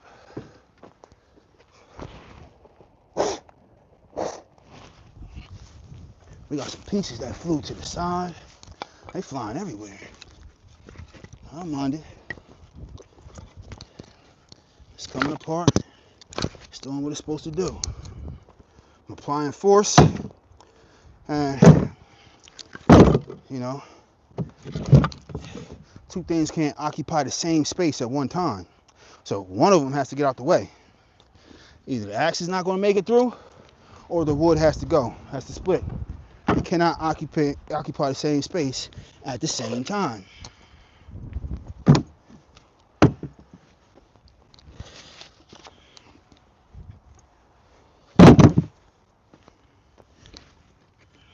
Might want to cut this again. Split that one. Getting after it. Now, no, I don't have a hydraulic splitter. So from the standpoint of someone coming out here with a hand axe and splitting wood, just one man, and making the enclosure to hold and house the wood, I think one cord is not bad in a day. If it takes, you know, if my wife and kids are home all season long, and it takes maybe like 5 or 6 cords to keep the house warm all year, and I can go outside and make a cord in a day, in a morning, in a few hours, I don't think that's bad. As far as timing, a cord in a day, So in 6 days, I can make enough firewood, or cut up enough firewood to last me for the whole year within a week. I don't think that's bad. So on the weekends, let's say I take a Saturday and a Sunday. That's what, 3 weeks? Saturday, Sunday, Saturday, Sunday, Saturday, Sunday. 3 weeks on the weekends to bust up enough firewood for the year. I think that's not bad. So if you look at it in relation to how much I'm getting out of, as far as output, and the end result, cutting up with a hand axe is not bad, man. Or ladies, it's hard to argue with this being too difficult, or it's just, you go buy a splitter. But if I can get what I need done for the year in 6 days, what do I need a splitter for? Answer that question. It's just an excuse to go out and spend money and not put in work. And it don't take me all day. It doesn't take me all day. It was like 1:12 a little while ago. I just checked the time. I'll be finished before 2 o'clock. So what are you talking about? I got the whole rest of the day to do what I want to do. If I want to go rest, I can go rest. I'm going to take a shower, head to the store. I got some things to get from the hardware store. I might happen upon another axe. That's my vice. Buying new axes and knives. That's my vice right there. I love to buy new equipment to come outside and put the work in with. That's what I justify. I don't justify sitting on a couch. I justify buying equipment to put in the work. And that's why I call it a vice. So, spending, it's not the greatest thing in the world, but, having the right equipment for the job is.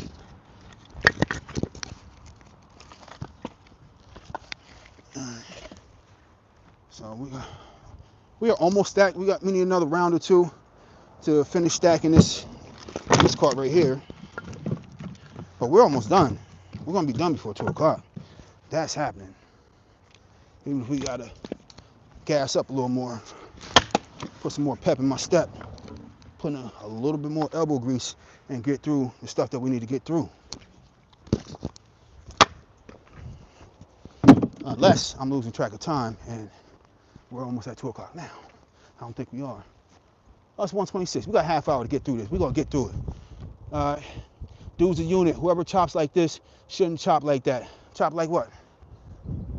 I don't know. Tell me what you're referring to. It's that soft piece. We're not cutting with that. All right. Let's hit this round right here.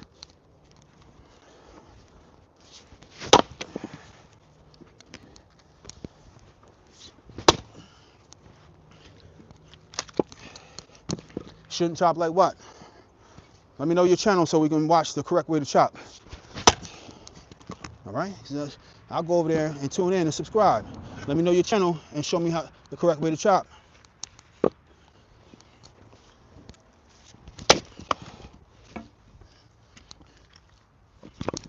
Okay, I'm doing it the wrong way. Looks to me like I'm still achieving the same goal, same result. I'm busting up a cord in the morning. By 2 o'clock, I bust up a whole cord from start to finish, wrapping the pallet and everything. Why is that the wrong way? And who says there's only one right way?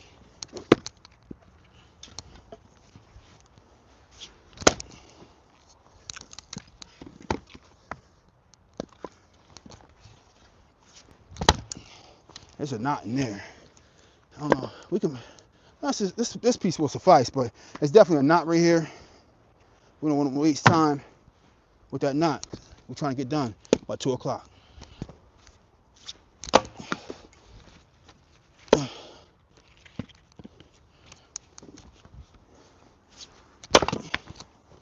Maybe one more time on this piece.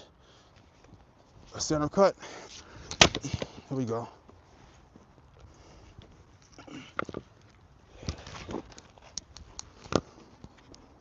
I'm all for constructive criticism, but we gotta make sense in what you're telling me.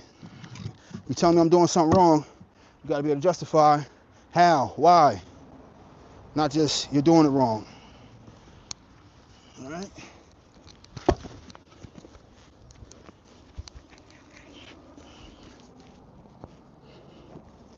Got another round. Got a decent round. Decent sized round here.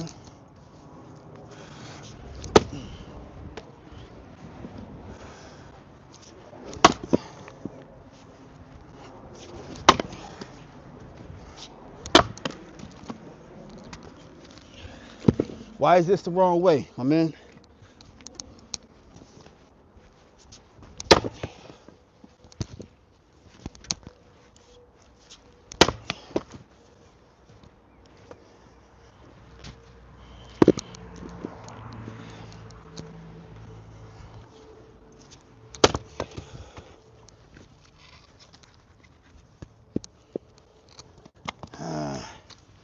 Stand up. Stand tall. Stand tall.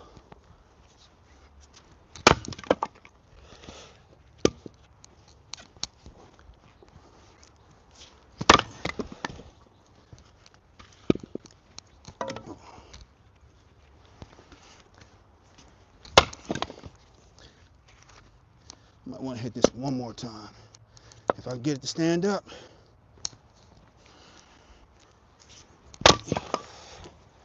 All right, let's snatch these pieces up. See what we got room for in that cart there, and then we can transport. We're gonna finish by 2. That's happening. That's gonna happen. This guy get cut again.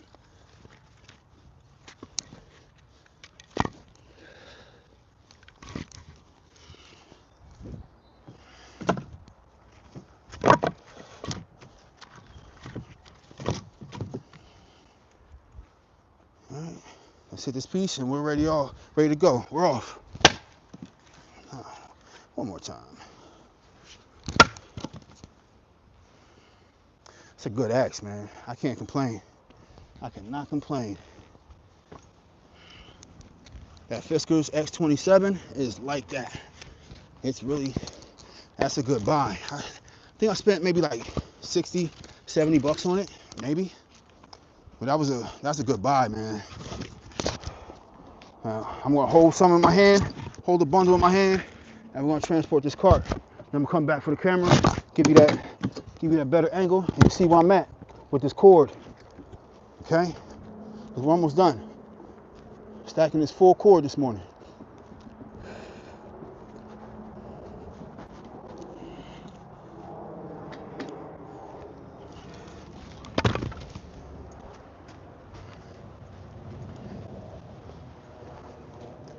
I'm putting in work today. Light work. You know? Let's talk about it. All right, so we still have so much more to get through. So much more. And I got to go back to the job and bring home a ton more pallets. Because, I don't know, man. Y'all let me know. How many cords y'all think this is? I got through some of it, but how many cords y'all think this is going to end up being? Plus, what's over here? So, these rounds right here, plus all of this right here. How many cords? Nice. Somebody says, nice chipping off the pieces. Baker 3538. I appreciate you for commenting. And anybody willing to like and subscribe, man. Gals and guys, you know, we're trying to push this channel. Each one teach one type of thing. But also, you know, you see, restoring the feeling, the old, you know, the feeling of, you know, a sense of duty. You know, a man teaching his son what responsibility is. You know, teaching him the way, his way. All right, man, that's a lot of wood for sure. It's definitely a lot of wood. All right, well, and initially this started out with just enough wood to heat the home. Like I wanted to, you know, stack up enough wood for about 5 years or 4 years or so of heating the home. But the more and more I think about it and get used to it and learn more about wood splitting and just the business of chopping wood, I'm more open to the idea of like starting a business selling split wood. So for the people that haven't heard me say, I drive tractor trailers during the day. The tractor trailers with the forklift attached to the back. So you might have seen them, whether it be like Moffitt or Princeton Piggyback. I drive the blue one, the blue Princeton Piggyback, the Spider, with that on the back of the truck. And along my journeys during the day, I see a lot of people that sell firewood. And some people sell it, they just leave it outside. They operate on the honor system. And they say, okay, $5 for a bundle, $10 for a bundle, $25 for this bundle, $50 for this bundle. And it gets me to thinking. And then I start to see the people that have the cords of wood that they sell. I'm like, all right, well, I'm over here making cords. You know, what's to stop me from starting a type of business like this? And I source this wood for free. So I've been just lately collecting phone numbers and building contacts with tree companies for sourcing wood. So once I get through this and I have enough wood to heat the home for a few years, I'm going to start stacking wood for selling it and building cords. So your standard 16-inch rounds, I'm going to make them all standard, and I'm going to start making cords for selling it. And then once I get a little bit more than that, I'll make the investment for buying a wood splitter. Right now I'm doing it by hand because this is just for the house. This is just for the home. But no, I'm going to make this a business. Like, I'm doing it, I'm learning it. So why not? And like I said, I'm building up my contacts, because what I do, the place I work for, a lot of tree felling companies come through there. And when I see the guys, I try to talk to the guys in charge, the guys who had the decision to, okay, we're not going to go dump it here. We have a guy that's going to take it for free, and we're going to go dump it with him. And just building up that rapport with these guys, you know, these handshake deals. And like when they go to cut trees down, certain trees, the hardwood, the oaks, the red oaks, the white oaks, ash, maples, and they'll already have a place to dump it. Like, yo, look, I got this land right here. You can come dump it here for free. Just don't dump any of this, and that. I don't want that sappy wood that might start fires and build up creosote in people's flues and chimneys and whatnot. So as long as we can establish that, all right, you know, I'm only taking this kind of wood, and I'll take it for free. You don't have to pay me to dump it. You can come bring it to me. I'll take it for free. And, you know, we just established that, you know, this is what we're doing. So, like I said, I've been building up contacts lately, and I'm turning this into a business after I get through with all this, for stacking it up for my home for heating. And I just kind of like just happened upon all this recently. But why not take advantage of opportunities when you see them? As long as, you know, they're virtuous, you know, you're honest in what you're doing. You know, you're going to be selling stuff to people. You're giving out good customer service. You're not shamming people. You're doing the right thing. It's for a just cause. You know, you are a resource. So, of course, it's not unreasonable for you to get paid for your service and the work you do. You do good work. People are happy to pay you and reward you for your service, and give you your just due. You know, you just got to be good to people, you know, virtuous in your workings. And that's what I'm doing, man. And look at this. We're getting there.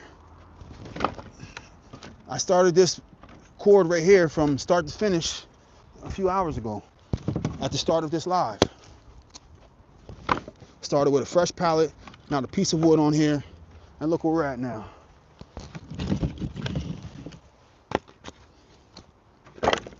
I'm not doing anything that you can't do. I'm just an average man, no stranger to hard work. And I'm not necessarily calling this hard work, because I woke up early this morning and couldn't go back to sleep. I had the urge to want to come out here and split wood. I couldn't go back to sleep. I'm like, damn, man, I want to go outside and split some wood. I like doing it. It's a labor of love. So don't look at this. Don't feel bad for me. Don't look at it like man, that's a lot of work, man. Damn, I feel bad for you. Don't feel bad for me. This is what I like to do. I enjoy this. Don't feel bad for me.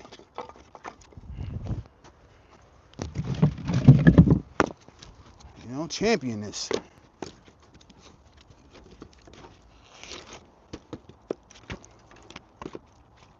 Let's see. I'm trying to fit this stuff in here like Legos. Yo, man, one more round and it's over. We finishing by 2 o'clock. One more wagon load, right, with that gorilla car. One more wagon load and we're done. It's a done deal. Let me know what y'all think. 1 cord done in the morning. If it takes 6 cores to heat a home in a season, you know, I might be overshooting with the amount that I need. You know, I might not even need the whole 6 cores, but just say I need, and I could button this up all the way now. But if I need 6 cores to heat the home for the winter, and I could knock out 1 cord, you know, before 2 o'clock, does that mean this is too hard or too easy? You know, I think this is doable. This is readily and easily doable. 1 cord in a day is not bad for hand splitting. People telling me, yo, you need a splitter. Get a splitter. Get a splitter. Well, what if I don't want to spend the $3,000 to $5,000 for a halfway decent splitter? We're good. Look at that. It's almost there. It's almost there. All right. Let's see. Let's see, man. Lots of wood. What part of the country you at? I'm in New Jersey. Selling is a whole lot of labor for little profit. Okay. All right. I mean, that's a way to look at it. I mean, employees and so on and so forth. I'm not saying that can be my only endeavor, but that's just something I still want to do. Everyone I know who tried it have after a couple years. I think he gave up after a couple years. Yeah, he said gave. Okay, I see it. All right. Just saying because I was going to do that until I saw how it usually goes. Now, heating your home is worth the time invested. Okay. Later, guy. Good luck. I appreciate dude for chiming in. Okay, we're almost there. We got to finish strong. You know, if you got to go, I understand, but I got to finish. I started, so I have to finish. If y'all hit that like and subscribe button, I'm almost there. One more load with this cart and we're done. One more load. We finished before 2 o'clock. It's 1:42. Yep. Got to do it. Got to do it. We got to do it. We finished before 2. Come on. Got to gas up. Finish strong. Finish strong. Let's get a good view for this camera. Yep. Got to finish strong. We're going to get a good round right now. Let's pick a nice size round. We got a hefty one right here. So I'm going to roll it over. We got a hefty round right here. Ah! Damn. Okay. Let's get after it. We got to finish before 2.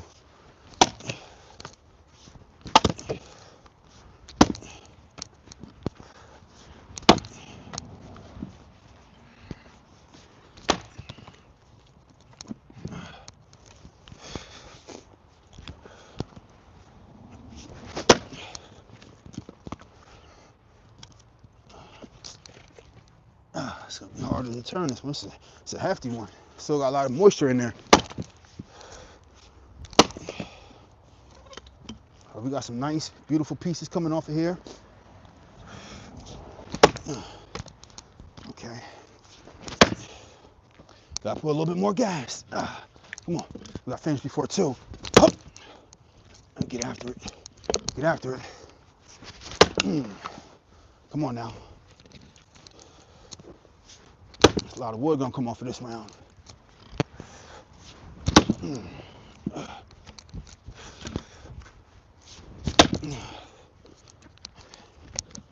Almost there. Do we have a knot in there? We might have a knot in there. Maybe. No, we're good. We're good so far.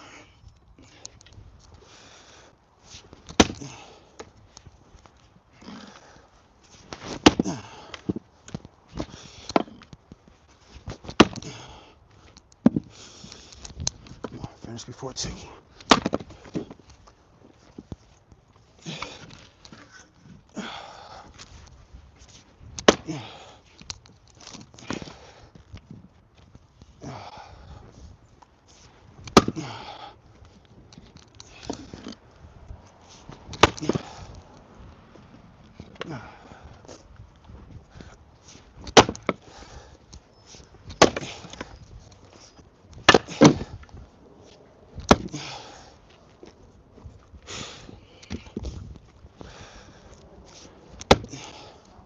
Ooh, here's some solid thunks. Yeah, we're running into knotting. I see it starting to go weird ways now.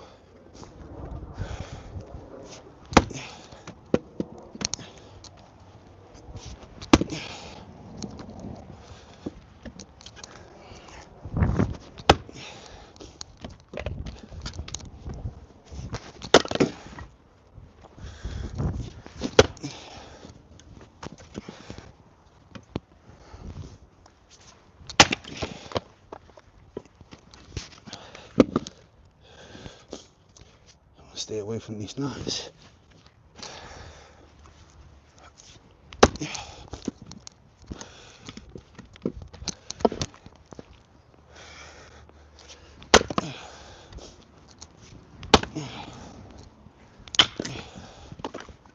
Okay.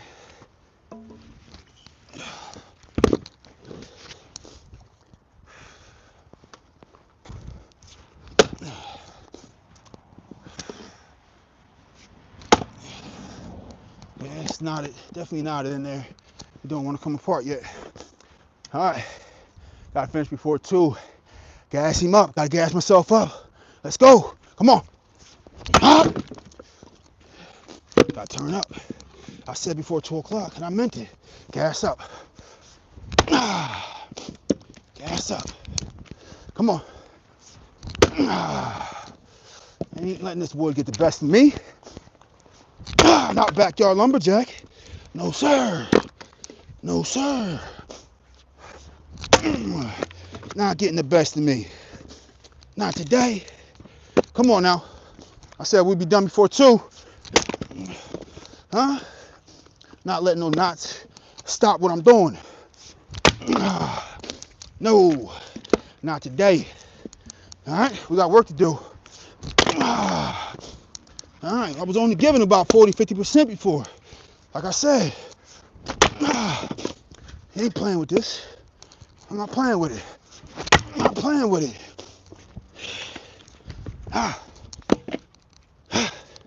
Come on now. Okay, that wood splitting apart. Get out of my way. 2 things can't occupy the same space at the same time. Get out my way. Come on now. We got work to do. We got medium-sized rounds now. Come on. We're not here to play games. I promised the people I'll be done by 2.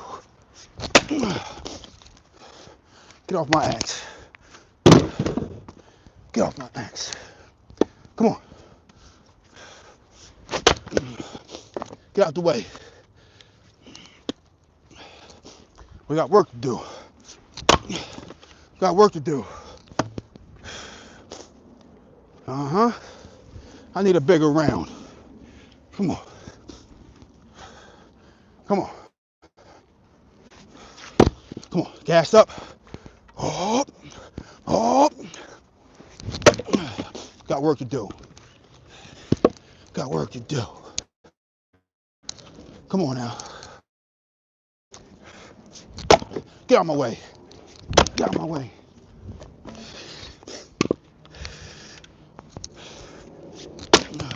What are we talking about? You don't want to split? I said you're going to split. I said you're going to split. What are we talking about?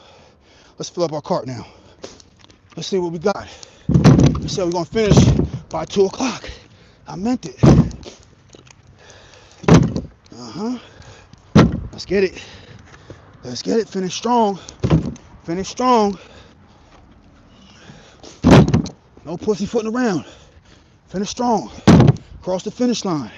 Finish the job. Finish the job. Cannot go in the house with my tail tucked. No.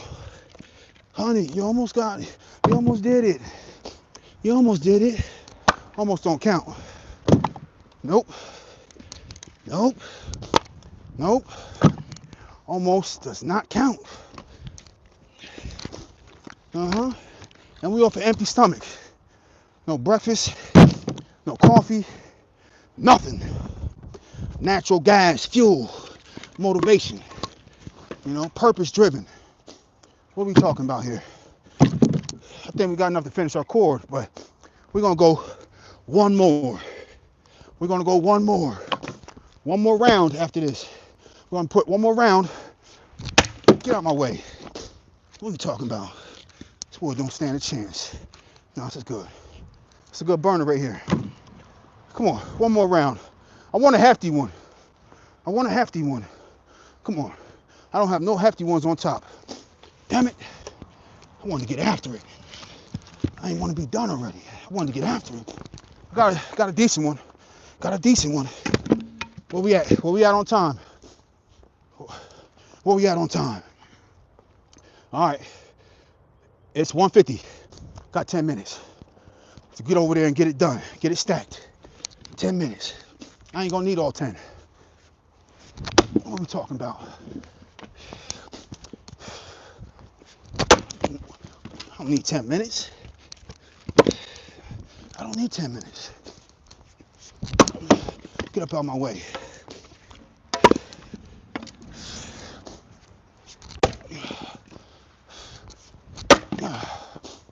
Come on.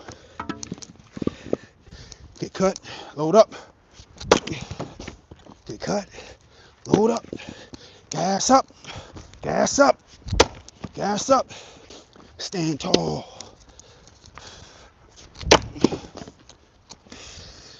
Stand tall. Finish strong. Finish the job. Get off my axe. What are we talking about? Light work. That's what we're talking about. Light work. One more cut on this.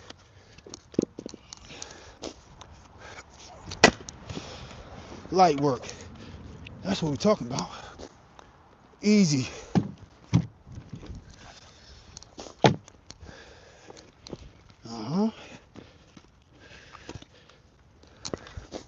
We got enough to finish the job here.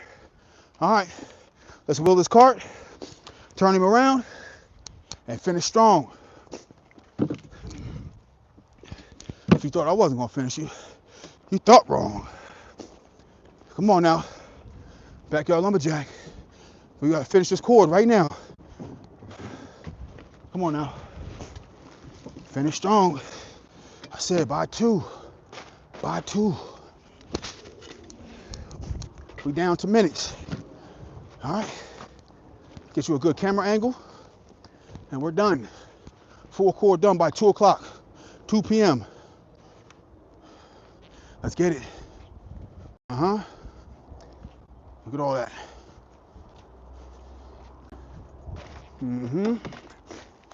Yeah, it's looking nice.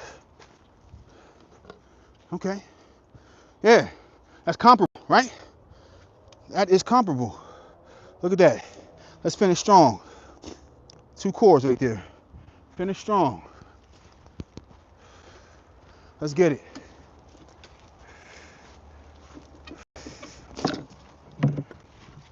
Let's drop these bricks down. Filling these gaps here.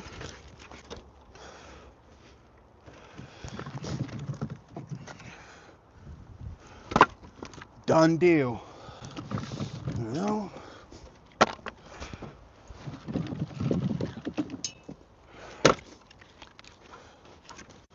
We seal the deal. It's a light Sunday. It's a light Sunday.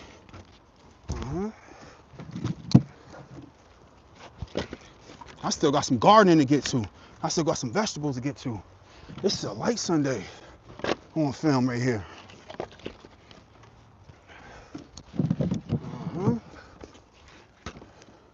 We're not here to play games, though.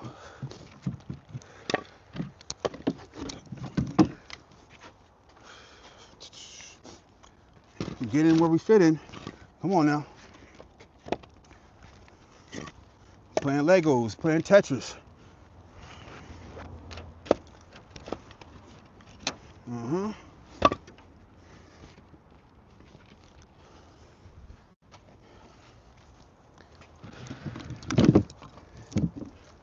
We should still be on time. We should still be on time. I think this takes more time than splitting. Stacking it. Because you want to stack this good so we're filling in gaps and stuff. And not just wasting space. We don't want to waste space. We don't want to waste time, and we don't want to waste space. And that's two things you don't want to be in life. You don't want to be deemed a waste of space, and you don't want to waste time, because time is your most valuable asset in life. Something you can't ever get back. So don't waste it. Don't waste it. Do not waste it. Sit there in a nursing home, old folks home, or wherever, talking about the shoulda, coulda, wouldas. Don't waste time. You know, in life, get after it. Get after it. Don't make excuses for yourself. Nobody want to hear that anyways. How you coulda, shoulda, woulda, but didn't. Get after it in life, man. Chase your goals. Get after it. You won't regret it. I don't know of many people that said they had a goal, chased their goal, and regretted chasing a goal. I don't think people regret chasing goals. I don't think that's how life works. I don't think that's how the human mind works. Because usually you put in the work. Look at that, beautiful. You put in the work, you reap the rewards and the benefits of getting after it. It's just a lot of people operate on fear. You know, I don't operate on fear. No, I use that as a driving factor. Not fear. Hell no. Let fear drive you. And I promise you, you know, you'll be surprised when you look up how much you're able to accomplish and how proud you are of your own self. All right? So look, we done. We did it. We did it. A cord in the morning, and we got some extra pieces around here. I don't know how many I'm going to add in there, but I did it. A cord in the morning. I just want to make sure they look comparable on camera. We did it. Let me see. It's 2 o'clock yet? It's 1:57. Bingo. Look at that. Knocked out a cord in the morning. I started this morning. Y'all could rewind the tape back. Knocked out a cord this morning. I busted up a cord, knocked out a cord, put it on a pallet, a fresh pallet. I took out and cut some of this welded wire fencing with my wire cutters here. You know, my bolt cutters. I use those bolt cutters, and we got it done. Look at that. We got it done. So we got 2 cords done. And if I get this done, I get this cord done in the morning, you know, before 2 o'clock, you know, there's no excuse why y'all can't do it. And can't tell me hand cutting is not efficient. So if I could burn, if it takes 6 cords to burn in a season to heat the home for free, and I could get 1 cord done in a day, it takes 6 days to heat the home for the year. And I sourced this wood for free. So yeah, hand splitting, getting that real man stuff, grown man stuff, backyard lumberjack stuff. Tap in, subscribe, hit that like button. I appreciate y'all for tuning in. And yeah, we got more content coming. Beautiful. Love it. Nice. I'm out. Y'all have a wonderful and blessed day. I appreciate every last one of y'all. I'll see y'all on the next.